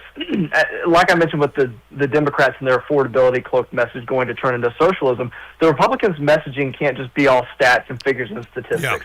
The American people have to feel in their pocketbooks that things are changing. And so on the State of the Union address, I hope that the president is able to paint a forward-looking picture. I don't think he has ever just completely pointed behind him and said, look at all of the mess that we've come through. He's always been forward-facing on this, and I think he'll continue to do so. But like the GDP growth that we had at the end of December was completely out of left field. Nobody anticipated that it would be that well. And consumer spending in between Black Friday and Cyber Monday hit a decade record high, which makes me think that the people who are talking to the pollsters are doing one thing with their lips and doing another thing with their pocketbooks. I think it's a sign that the American people and the consumers are actually spending because they feel the economy is doing much better. Do you know why? Do you know why that's happening there, Luke? Because Donald Trump's doing everything he has to do to make business grow, for God's sake. I mean, everything he's doing is something that's never been done before. Cutting the Social Security tax, getting rid of, letting you write off every capital investment on a new business, bringing in $18 trillion in new manufacturing, shutting down the southern border, lowering the price of gas. Dear God, do I need to go on? Duh, of course it's working. Come on.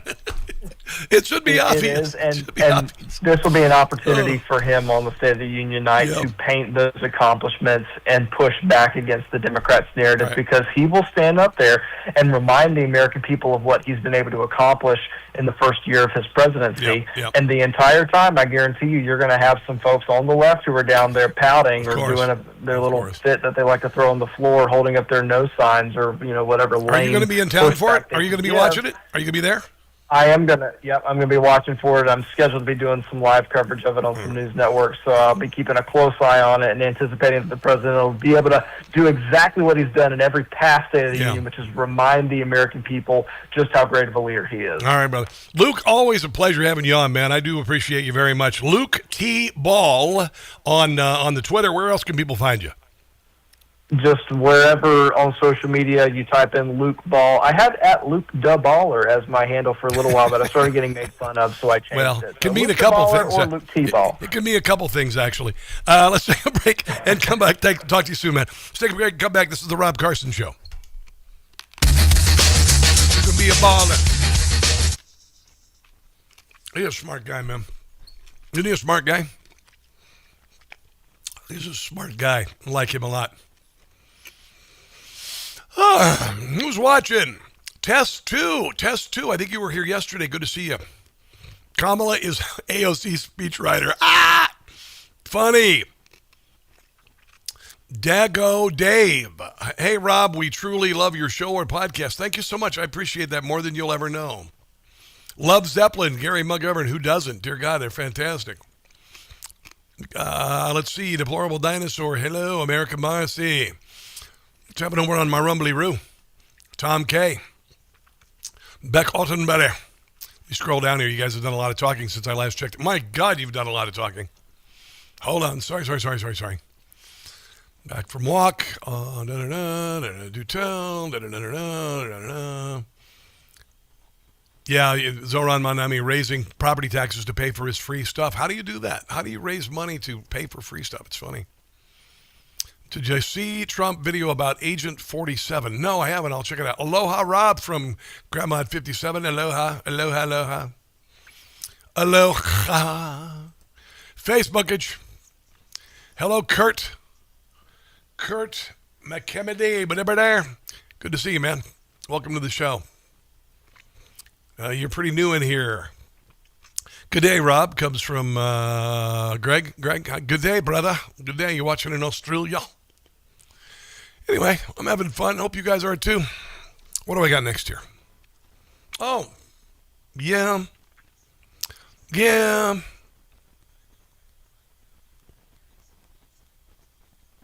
going to do that next hour.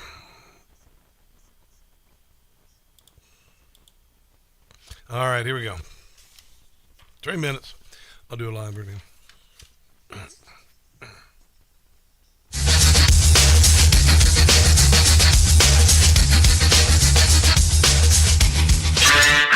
We have no links. We have a very clear record that we've been willing to talk about, which my husband has said. He took some rides on the airplane for his charitable work. Yeah. I don't recall ever meeting him. His philanderer philanthropic work. Did you ever meet Ghislaine Maxwell? I did on a few occasions, and thousands of people go to the Clinton Global Initiative. I did not have sexual relations with that woman. So it to me is not... He actually didn't have sexual relations with his wife. It's not something that... Everybody else, though, woo! ...is really at the heart of what this matter is about. They are accused, and in both cases, were convicted of horrific crimes against girls and women. Your husband's painting was in Jeffrey Epstein's foyer of him in a blue dress, which he left a little DNA footprint on when Monica Lewinsky wore it. And he has a penchant for younger women. I mean, you've been lying for 30 friggin' years. Do you really expect one to believe you now?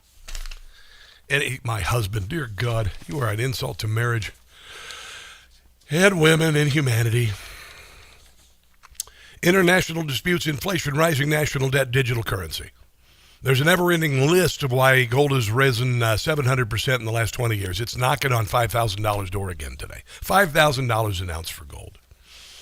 I just transferred an IRA the last 2 weeks into gold. I started the ball rolling. It was like 5,200. Then it went up to 56. Then it came down to 46. And then I got in a little bit higher than that. Unbelievable. And I said, I want gold. I want gold, 100% gold. We'll do silver. We'll add to the silver portfolio with Birch Gold. I chose Birch Gold because they have an A+ rating with the BBB, tens of thousands of happy customers. They've been a sponsor on the show for a couple of years, and I bought into it. I sent them my money. They've got my money. I don't have a lot of money. I wasn't going to mess with my money. I wanted to make sure that it performs. So I trust them. They make it easy for you. They have an A+ rating from the BBB, tens of thousands of happy customers. I've written them great reviews. Text my name, Rob, to 989898 to get in while it's still under $5,000. Excuse me. Get a little something in the throat there. Text my name, Rob, to 989898 for Birch Gold. On the other side of the break, we're going to talk a little bit about this recent transgender nutbag shooting up people at a hockey game. The surprising number of mass shootings that have been caused by these individuals since 2018, when all of the mania and social contagion started on this transgender nonsense. Also, Stephen Colbert, in the dying throes of his career, invites a politician on his show. The FCC says if you're going to do that, you got to have equal time for Jasmine Crockett. And so they just didn't do the segment and put it on YouTube. And then radical Islamists want Americans to get rid of their dogs. Okay? Good luck with that. All right? Good luck with that. This is the right choice for Maryland. Talk Radio 680.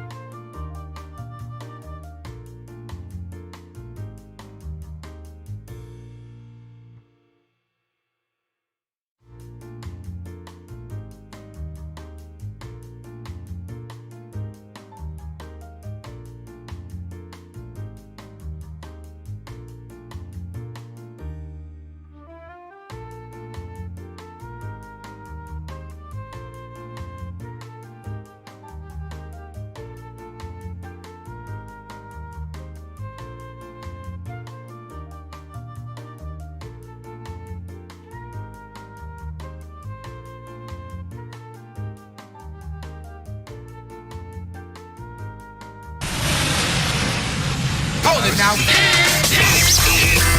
You are about to hear the most interesting, informative, thought-provoking, and funny show in America. On air and on the World Wide Web. This is the Rob Carson Show. This is hour number 3 of the Rob Carson Show. Welcome to it. Come on in. Sit us, Bell. A lot of stuff to get to on this hour of the radio program. We'll start with this. This transgendered man who opened fire on his family at a Monday hockey game in Rhode Island repeatedly put online that he might go berserk. This guy is a nut, complete nut. It was really funny because the guy who played Buffalo Bill in Silence of the Lambs, he came out this week and said he apologized for the stereotype that he exhibited. I remember when Silence of the Lambs came out, and people were like, "You can't make transgendered people look like insane people. That's whatever." And I said, you ought to be happy. Because normally, psycho killers are portrayed in movies by just white guys. Remember Norman Bates, anybody? Remember Jason from Friday the 13th? I mean, remember Freddy Krueger? I mean, what the hell? Maybe you ought to, it's like equal opportunity. It's the LGBTQIA plus on steroids. And, ridiculous, utterly ridiculous. Now we find out that this guy was Buffalo Bill. Acted like Buffalo Bill, every way, shape, and form. Complete nut. Absolute nut. And I said years ago, when all of a sudden this came out of nowhere, that suddenly out of nowhere, 25% of kids want to become the opposite gender, even though it's not possible to become the opposite gender. I mean, do you know how hard it's been, to be a person with intelligence and common sense the last frickin' decade? It has been so bloody hard. Arguing with people who are just stupid. Just will fall for any social contagion, any nonsense, and then there's so many of them that they steal an election, and then they jam this stupid crap down your throat. And you're going, well, I know that EVs won't work in cold weather. I know that Joe Biden has pudding for brains. I know that boys can't become girls and vice versa. I know that men are physically stronger and faster than women. Duh. If you don't believe in that, look at the world records. And there is a reason for all of this madness. It's meant to destroy our society. It's meant to confuse and corrupt our youth. You had this all happen while the kids were being told they couldn't go to school because of COVID. We saw test scores drop dramatically. We saw radical Marxist ideology introduced into their textbooks. So they were told to hate each other because of race. I remember that started. My son was in middle school here in Maryland. This is, 12, 13 years ago. And all of a sudden they started saying white privilege. And my son, his friends were multicultural. His friends were all, there was like 3 white kids, and the rest of them were all Indian or Asian or black or whatever. I called it the United Nations, and they didn't care. They made fun of stereotypes. One of them would say, well, white, you can't dance. And then the other kid would say to the Indian kid, well, at least my dad doesn't run a convenience store. And they would just make fun of each other. They just make fun, and then the others say, well, at least my dad's still around. That kind of crap. They did it. They didn't care. That was Gen Z. And then the Democrat Party started, and the left decided to bring all this nonsense in. And now we have a group of kids who are just bat guano crazy, completely helpless. And unfortunately, some of the older kids in Gen Z have said, enough is enough. Enough is enough. This is ridiculous. Ridiculous. That said, people who have a tendency to believe they are the opposite gender, other than those who were, social contagion is different. Mental illness, the original sin of believing you are the opposite sex, that is a mental disorder, as much as depression is, as much as ADD is. If you believe ADD is a mental illness of some type, then you have to believe that if you have a twig and berries and you think you have a nina, that's your bing, You got something wrong there. If you don't believe me, listen to what's happened since 2018. Yesterday's attack, just the latest in a string of high-profile mass shootings allegedly involving transgender individuals dating back to 2018, among them shootings in Maryland, Colorado, Tennessee, Iowa, Minnesota. Of course, the shooting in B.C., British Columbia, and the shooting yesterday in Did this happen before 2018? Nantucket. Now, there are also multiple reports Nantucket tonight, Kaylee, that the gunman shot 3 of his own kids, killing one of them along with his ex-wife, before then turning another gun on himself and deleting himself. Now, there are 3 victims who remain hospitalized tonight. Of course, we're continuing to monitor their condition. If we get more information, I promise to pass it along. But for now. There you go. And that's, it's mania, it's madness, it's insanity. Don't believe me? Look at some of these, school board meetings where some of these transgendered or drag queens. Drag queens used to be clowns. Drag queens were meant to be clowns. They're women wearing woman face. They're clowns. They go up and they do jokes. They do bawdy jokes. We used to go see a drag queen in Minneapolis. Miss Richfield, 1988, I believe is what this person called himself, herself, whatever. And it was funny. It was a man dressed up as a woman. It was funny. Then it's become drag shows are like, a strip club act. Men, trying to be women. And it's not funny. It's not funny. But here is the guy who actually stopped the nutbag trans shooter, who, by the way, not only identified as a woman, but also a Hispanic woman. Yeah, this 56-year-old Robert Dorgan went by the name Roberta Esposito, so decided to become a Latina. There you go. Here's the guy who stopped the shooting. I started saying he has another gun, there's another gun. I was watching the hockey game, and then when I heard the pop, it sounded like 2 very large balloons. Yeah. I mean, really, because you had an echo noise in there. When I looked to where the area was where I thought the balloons were popping, which was right in front of me, when I heard the 3rd pop, there was no balloon. So then that was when I recognized that there was a possible gunshot. My wife was sitting next to me. Normally you say it takes a man with a gun to end something like this. This time it took a man with a penis. When I looked around, I saw the gun, and I told her and her friends to run. I said, run. And then I said, run. And without any hesitation, they all got up. I hesitated for about a second. You'll see it on the video. I hesitated for a second because I was looking at them. And as soon as the people cleared is when I got up on the next step and jumped. I jumped with my left hand, grabbing the gun and trying to put my body on top of him. And what happened was my hand, if you see my hand, it got caught in the chamber of the gun. So once the hand got inside of the chamber and I had it flat, he was trying to pull the trigger. An unbelievable bravery, right? He tore his hand wide open, man. He had like 20 stitches. 20 stitches. You ever had like a few stitches? You ever had 20 stitches? That's a big wound. But he did it. Then this jackweed Latina Esposito got another gun out and popped himself in the head. Here is Rob Finnerty from Newsmax, the great Newsmax. You can watch him every night on Newsmax. Did I say he's on Newsmax? He's fantastic. The New York Times writing that, quote, at a news conference Monday night, the police chief said that the shooter's birth name was Robert Dorgan, born in 1969. She added that the person also went by the name Roberta Esposito, like Phil Esposito, the famous Bruins hockey player, but Roberta, not Phil, Roberta. Yeah. Then the New York Times said, but did not provide further explanation. I don't really think that you need further explanation. Yeah, he was transgendered, New York Times. Here, New York Times. If you're willing to do some actual shoe leather reporting and look at this photograph, it's pretty clear this is a man wearing a dress. Duh. What more do you need to make the connection that Roberta was trans and violent and clearly... Yeah, are we kind of done with this denial crap from the media? Here is Rob Finnerty talking about the trans shooter's family. My father was a shooter. What happened? This is his daughter. He shot my family, and he's dead now. He has mental health issues. Any idea why he would have done this? He's sick. He's very sick. Okay, so that's Robert's daughter. Imagine life for that family. Oh, yeah. A man who was married to a woman for half of his life, then suddenly he wakes up one day and he says that he's going to be a woman. Yeah. So she divorces him because that's not going to work. No.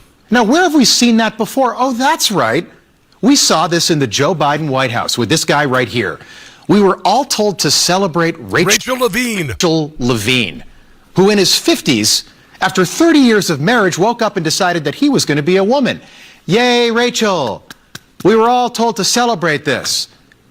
And while the left celebrates that, trans-related gun violence has only gotten worse. Yeah. And the media continue to pretend that this is some right-wing story, that this is a Finnerty Newsmax story. It's not. And if it is, how do you explain this? Yeah. It's all been a psyop. It's all been a plan. This didn't happen organically. Nobody just suddenly, all of a sudden, a massive group of people decide they want to be transgender. Duh. That shooting in Canada last week, the shooter was transgender. The Annunciation Catholic Church shooter was transgender. The Nashville Christian School shooter was transgender. The Colorado Springs shooter was transgender. The Denver shooter was transgender. The Iowa school shooter was transgender. The Aberdeen shooter was transgender. Charlie Kirk shooter had a furry obsession and a transgender boyfriend. Donald Trump's attempted assassin used they, them pronouns and was also obsessed with furries. All allegedly, reportedly, of course. We have to say that.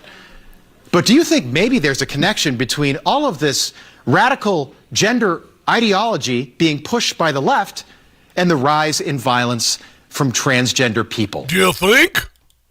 Do you think maybe that Bill Clinton wrote on the Epstein airplane because, he wanted a younger woman, involved in his life because he spent his entire life chasing tail like that? Maybe, I don't know, maybe some common sense here. But of course, what is the left done when these things happen? They expect sympathy for the nutcase. You might remember this, 2023, after a transgender man killed 6 people at a Christian school in Tennessee, Karine Jean-Pierre told us that we should feel bad, not for the victims and their families, but for the trans community and the trans shooter, which is sick in itself. Yeah. One of the things that we saw during the midterm elections is that people don't want their freedoms to be taken. They want us to fight for their freedoms. Yeah. And so it is shameful, it is disturbing, and our hearts go out to the trans community as they are under attack right now. If you are a Democrat watching this program, 2 things. 1, welcome. Yeah. But if you're wondering why Donald Trump is president tonight, this is why. One of the reasons, yeah. This is why. 6 people are dead, but our hearts go out to the trans community. Where was the media then? Yeah, exactly. I think we're kind of done with the nonsense. Remember when I told you that 2024 was about returning to common sense from nonsense? Nonsense is still alive in its death throes. Yeah. Let's take a break and come back. This is the Rob Carson Show.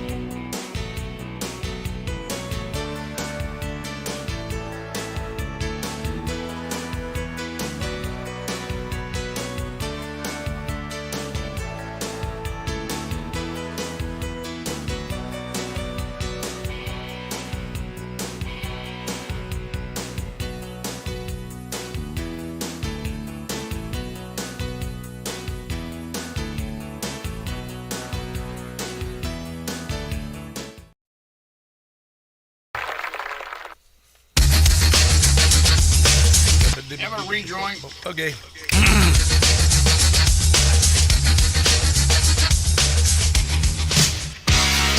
Donald Trump's election.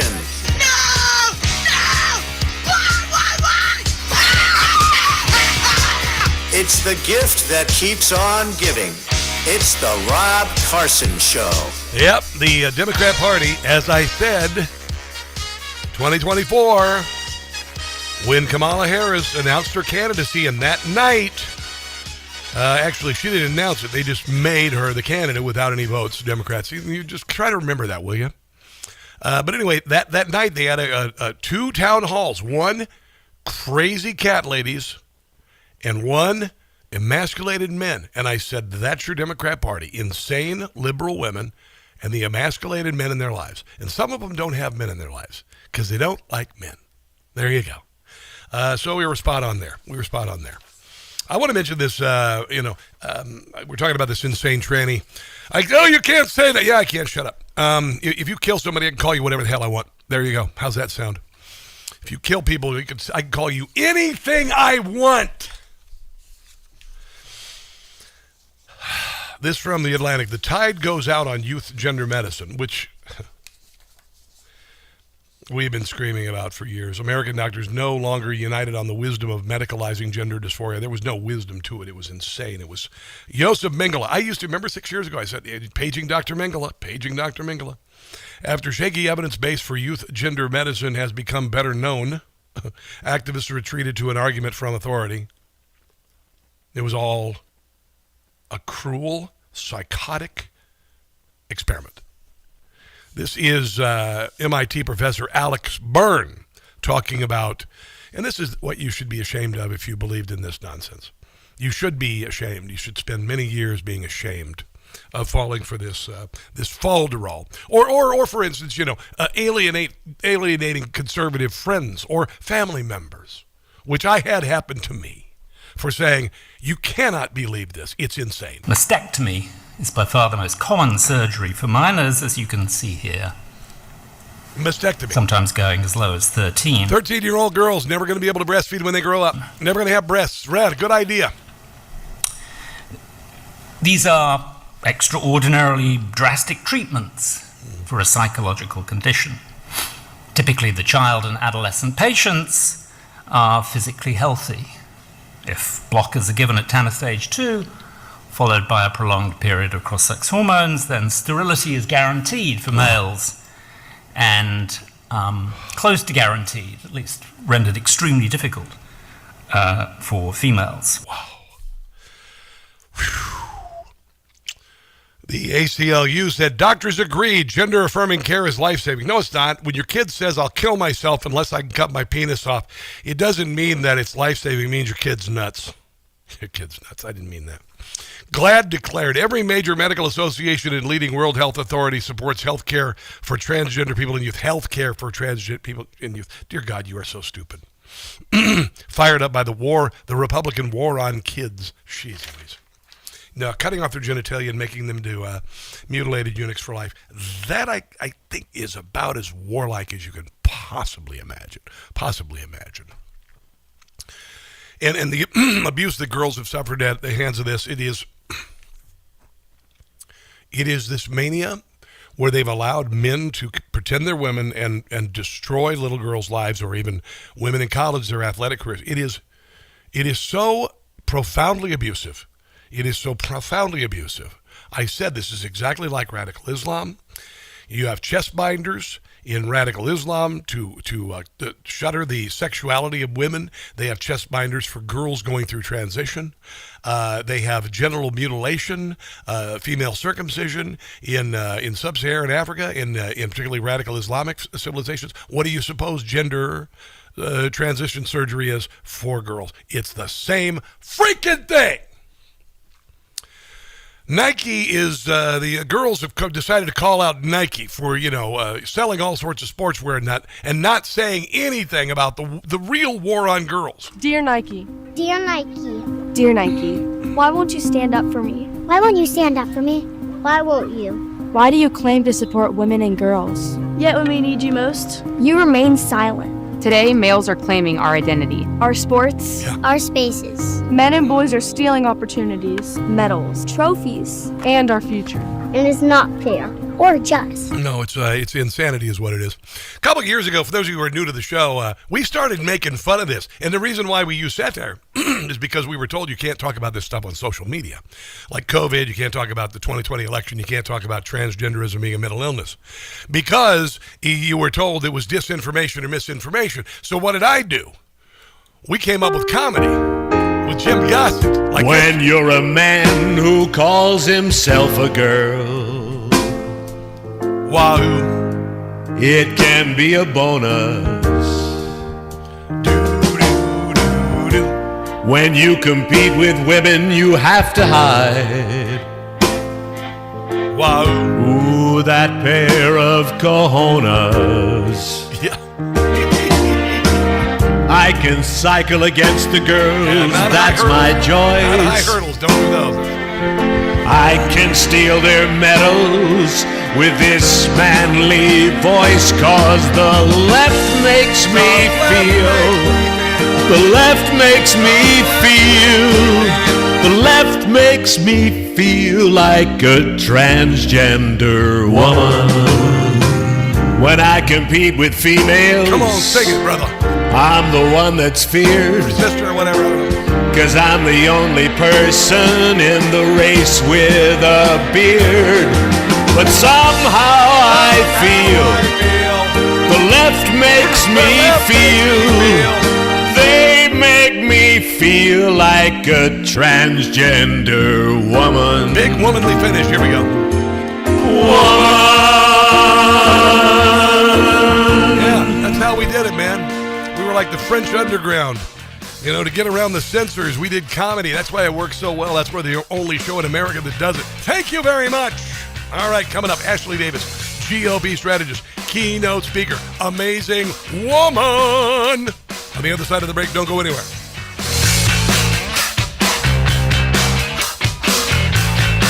Hello, my name is Brian Delatry, and I started taking Relief Factor just about a year ago. I was having chronic knee pain. Over time, it just got worse and worse. Just walking downstairs was painful. Well, since I've taken Relief Factor, the results have been just amazing. I actually walk 4 miles a day, 5 to 6 days a week. No pain at all going downstairs. Very active playing golf, and it's been really just unbelievable in the change I've had in the pain in my knee. You know, hope that someone who's experienced the same type of pain gives Relief Factor a try. And I guarantee if you get the results that I have, you'll be very happy. I'm going to continue using the product because I am now pain-free. Don't wait. If you're dealing with daily pain, launch your 3-week quick start and see what Relief Factor can do for you. Go to ReliefFactor.com. That's ReliefFactor.com. How will it feel to be out of pain?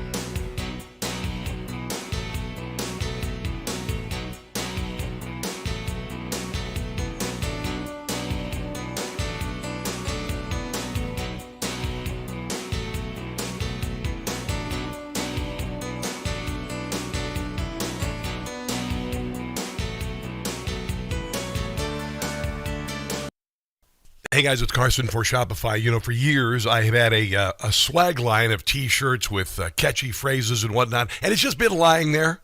Well, I've decided to go with Shopify and actually make money with my own business. Shopify gives you everything you need to sell online and in person. Millions of entrepreneurs have already made this leap, from household names to first-time business owners just getting started. Choose from hundreds of beautiful templates you can customize to match your brand instead of just having a lousy website that nobody notices like I have been doing for years. Set up fast with Shopify's built-in AI tools that write product descriptions and headlines, create email and social campaigns that reach customers wherever they scroll. In 2026, stop waiting and start selling with Shopify.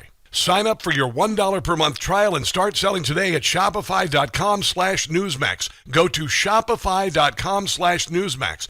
Make building a successful business your 2026 New Year's resolution.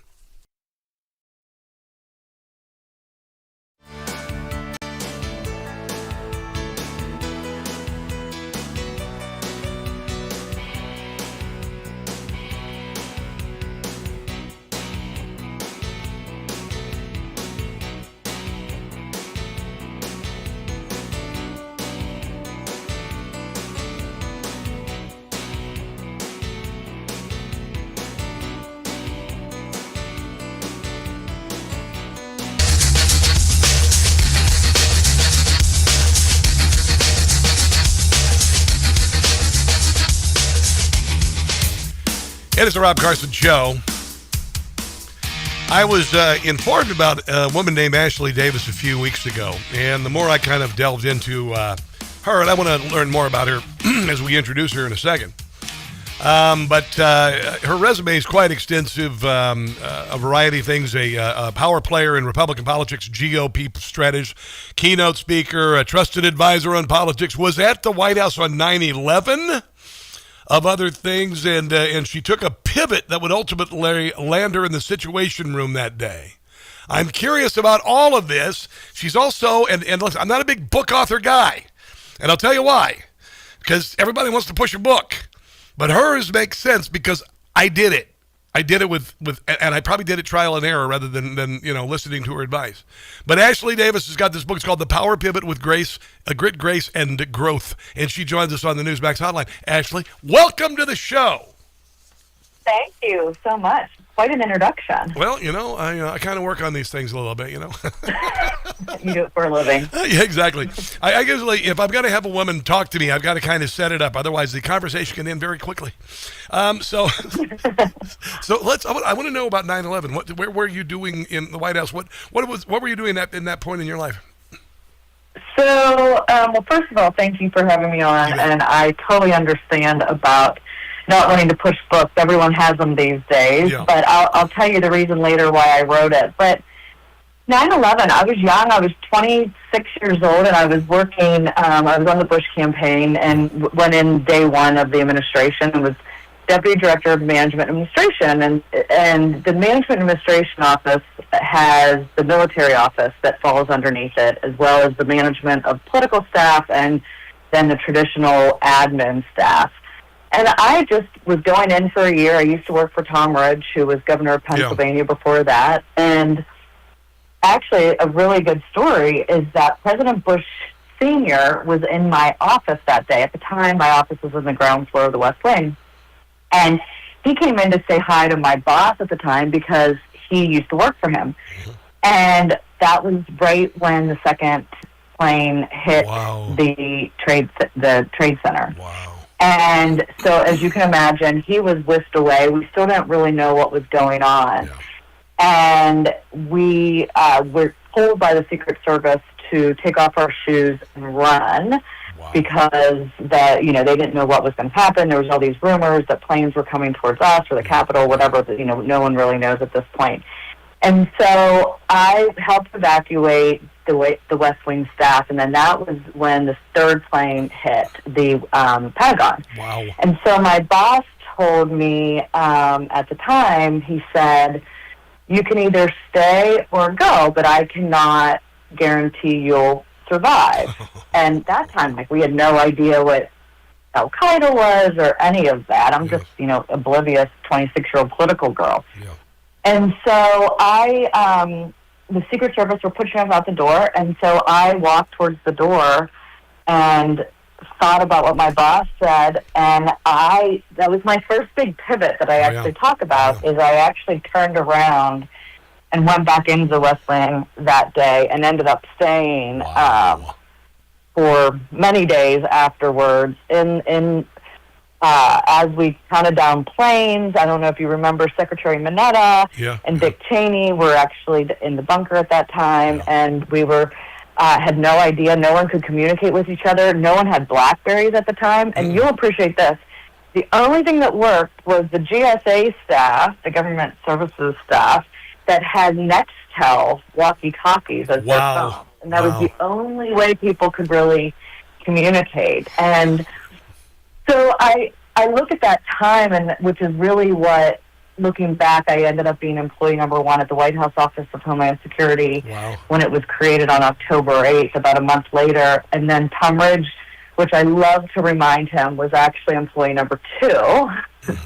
And so we went from that, and that was just because I was already cleared through the White House, not because of experience, obviously. And so we started out as 8 people, and we grew that office to about 120, and then 2.5 later, Congress passed the legislation that created the Homeland Security Department, what it is today.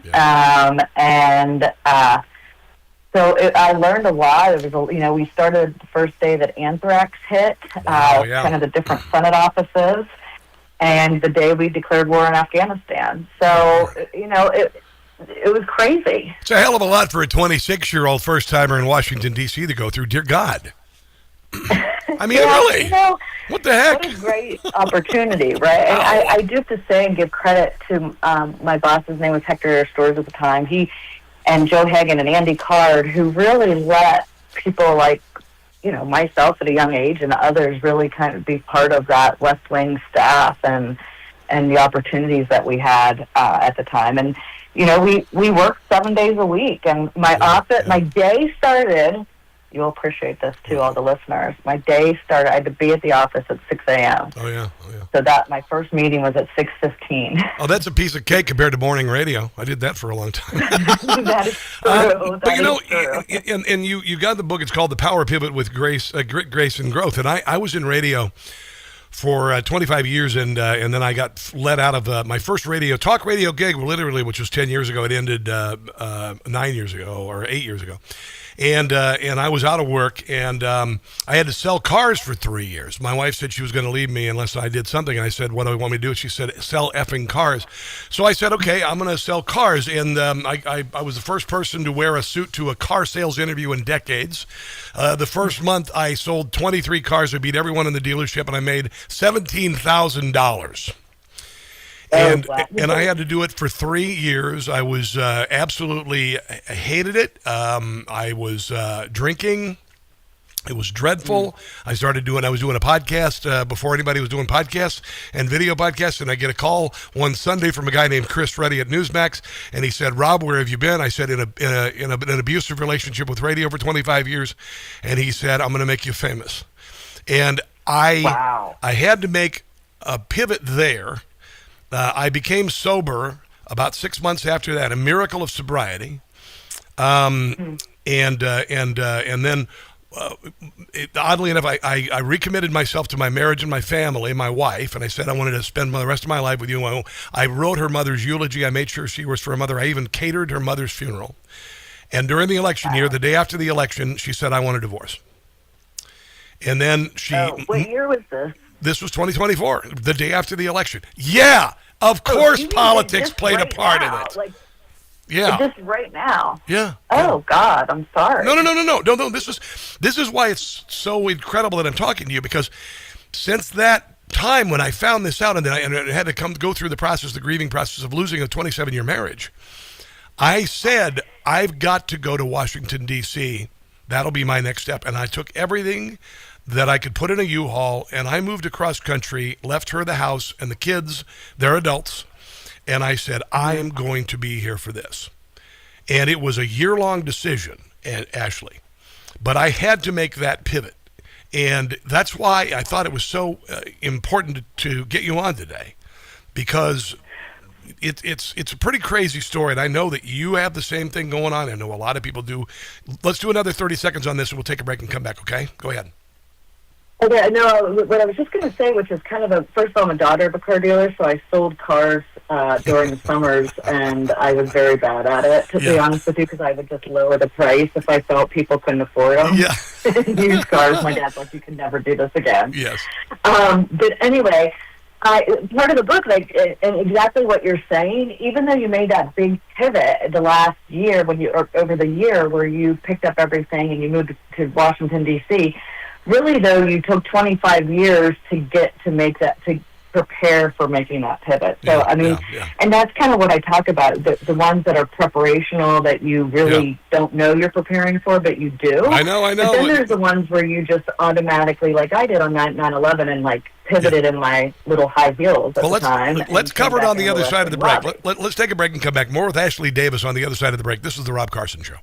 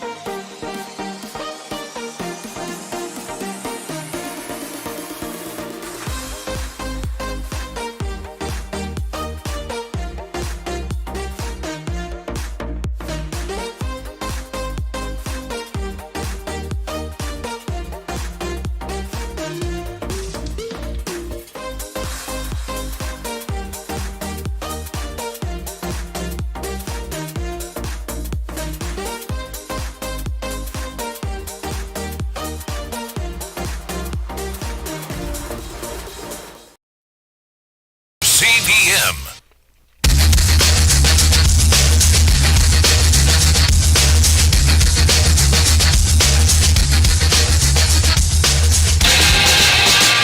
Rob Carson Show on the Newsmax hotline. Ashley Davis, the Power Pivot with Grit, Grace, and Growth. It's a book about how her life pivoted, how my life pivoted, and now I think my life is to serve as a witness, and I think that's what you're doing with this book of yours, Ashley, is witnessing to people about how you can change your life, how you can not be stuck in one place no matter where you are in life.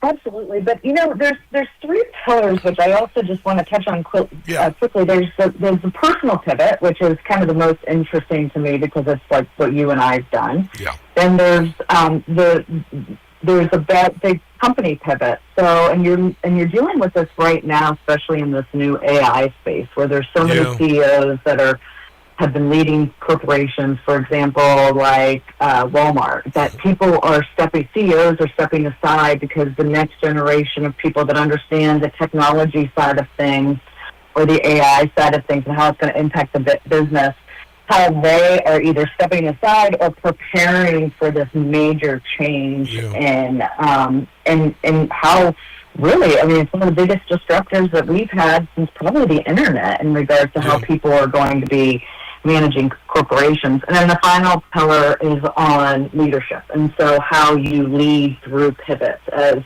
a leader, not only maybe in your life or in your church group, I mean, it doesn't even matter where, or from a business side of things. So I kind of weave my business background into what I've done or what I've advised companies to do in regards to pivoting. Well, it is an amazing time to be alive. It's also periodically terrifying. Because we've never seen this happen. I mean, 10 years ago, if you would have told me AI was going to do this, and now we got the possibility of quantum computing. Yesterday, we saw these friggin' kung fu robots in China, for God's sake. We got self-driving cars. We got Elon Musk saying 1,000 trips into space every year, and within the decade, a lunar city.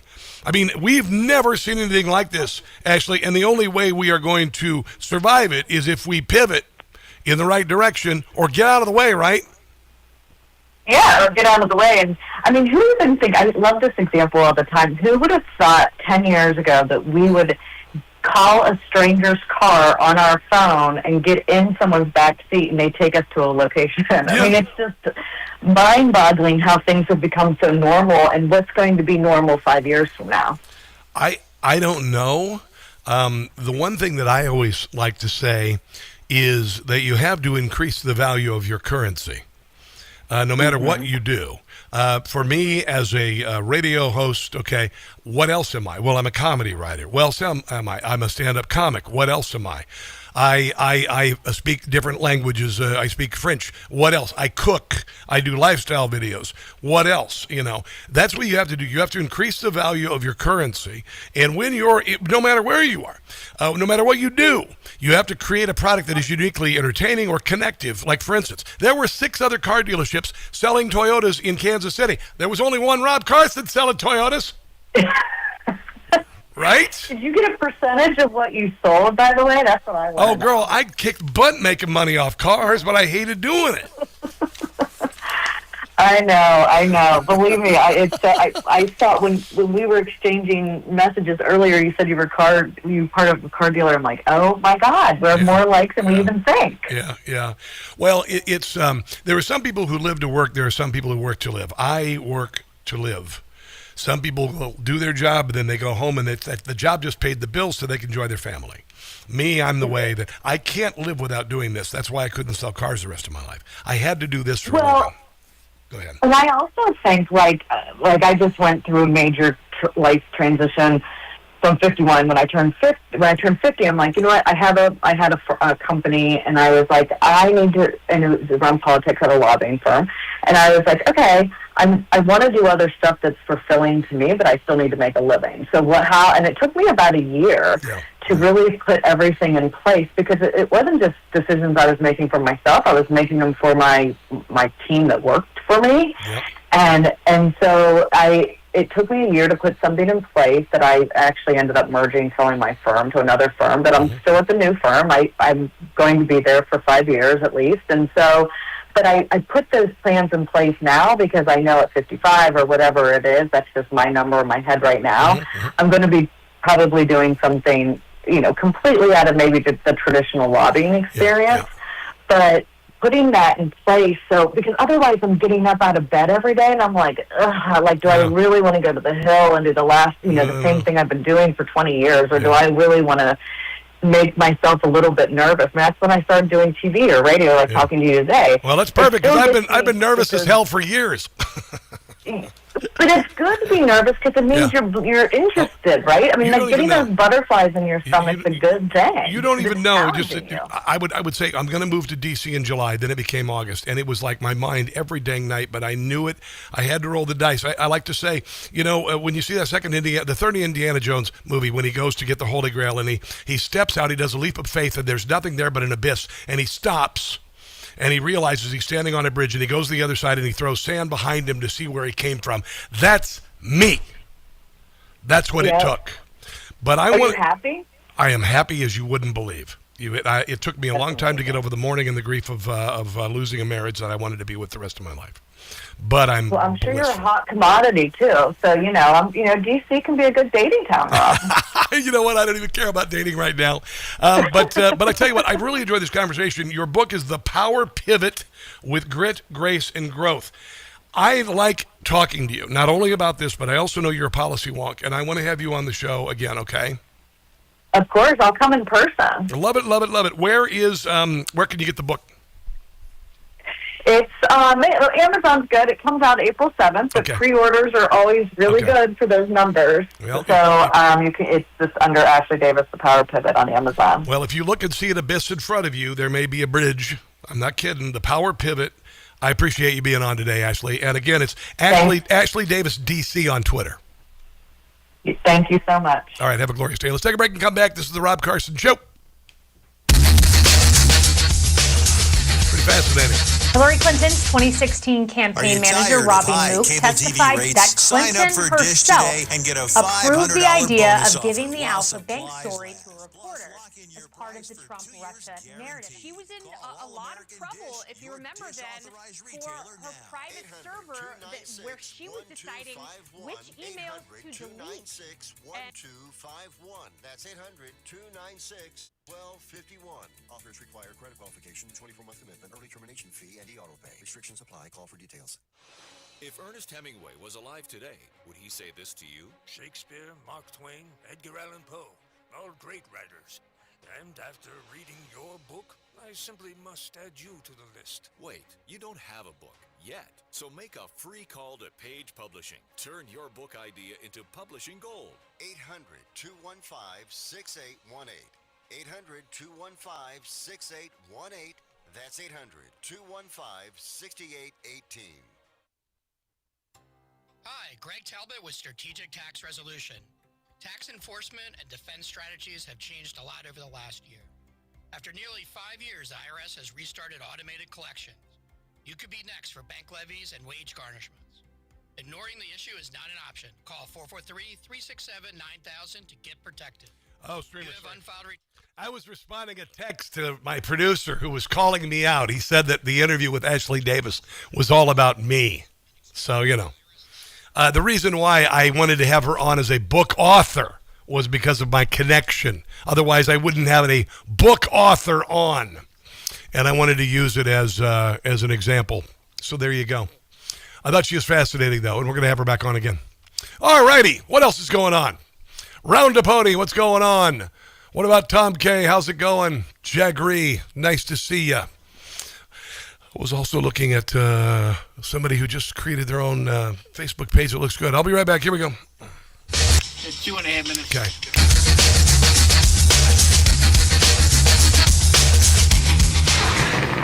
This is not an EV.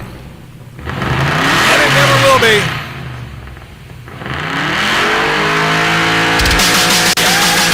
By the way, the reason I had Ashley Davis on was because her story resonated with me because I did this, and I wanted her to codify it for you, to quantify it for you, so you can do it as well, in case you were wondering. She's also a fascinating person. We're going to have her on again. I think she's in D.C. I believe she is in D.C. All right, what else is going on? Oh, Olympics. The transgender pansexual, Amber Glenn, she ended up getting in third place even though she claimed to be a victim of bisexuality phobia. It's been a hard time for the community overall under this administration. No, it hasn't. It isn't the first time that we've had to come together as a community and try and fight for our human rights. You're pansexual. What community are we talking about? Yeah, okay, so here she goes. Claiming to be a victim. Claiming to be a victim, not a victim. Unbelievable. NBA legend Enos Cantor Freedom said that Eileen Gu is an American-born citizen who defected to ski for the Chinese. He says she is a traitor. And by the way, I 100% agree. You don't just live your whole life in America and then ski for the Communist Chinese Party. I'm just going to say, she's a traitor. You know, she was born in America, she raised in America, lives in America, and choose to compete against her own country for literally the worst human rights, abuser on the planet, China. Yeah. She built her fame in a free country, and then choose to represent an authoritarian regime. Yeah, 100%. You are raised in America. You represent America. Sometimes they have, Russians come over, and then they play American hockey, but they go play for the Russian team because that's where they're from, all right? But in the case of this woman, she was raised in America and decided to play for the commies. Not good. Guys, have a glorious day. Check out the podcast. Go to your usual podcast platforms. God bless. Donald Trump America is founded. You awesome people. Until tomorrow, which is Thursday, do not catch the stupid. I'll see you then. Information. Truth is freedom. Is Newsmax. It's real news.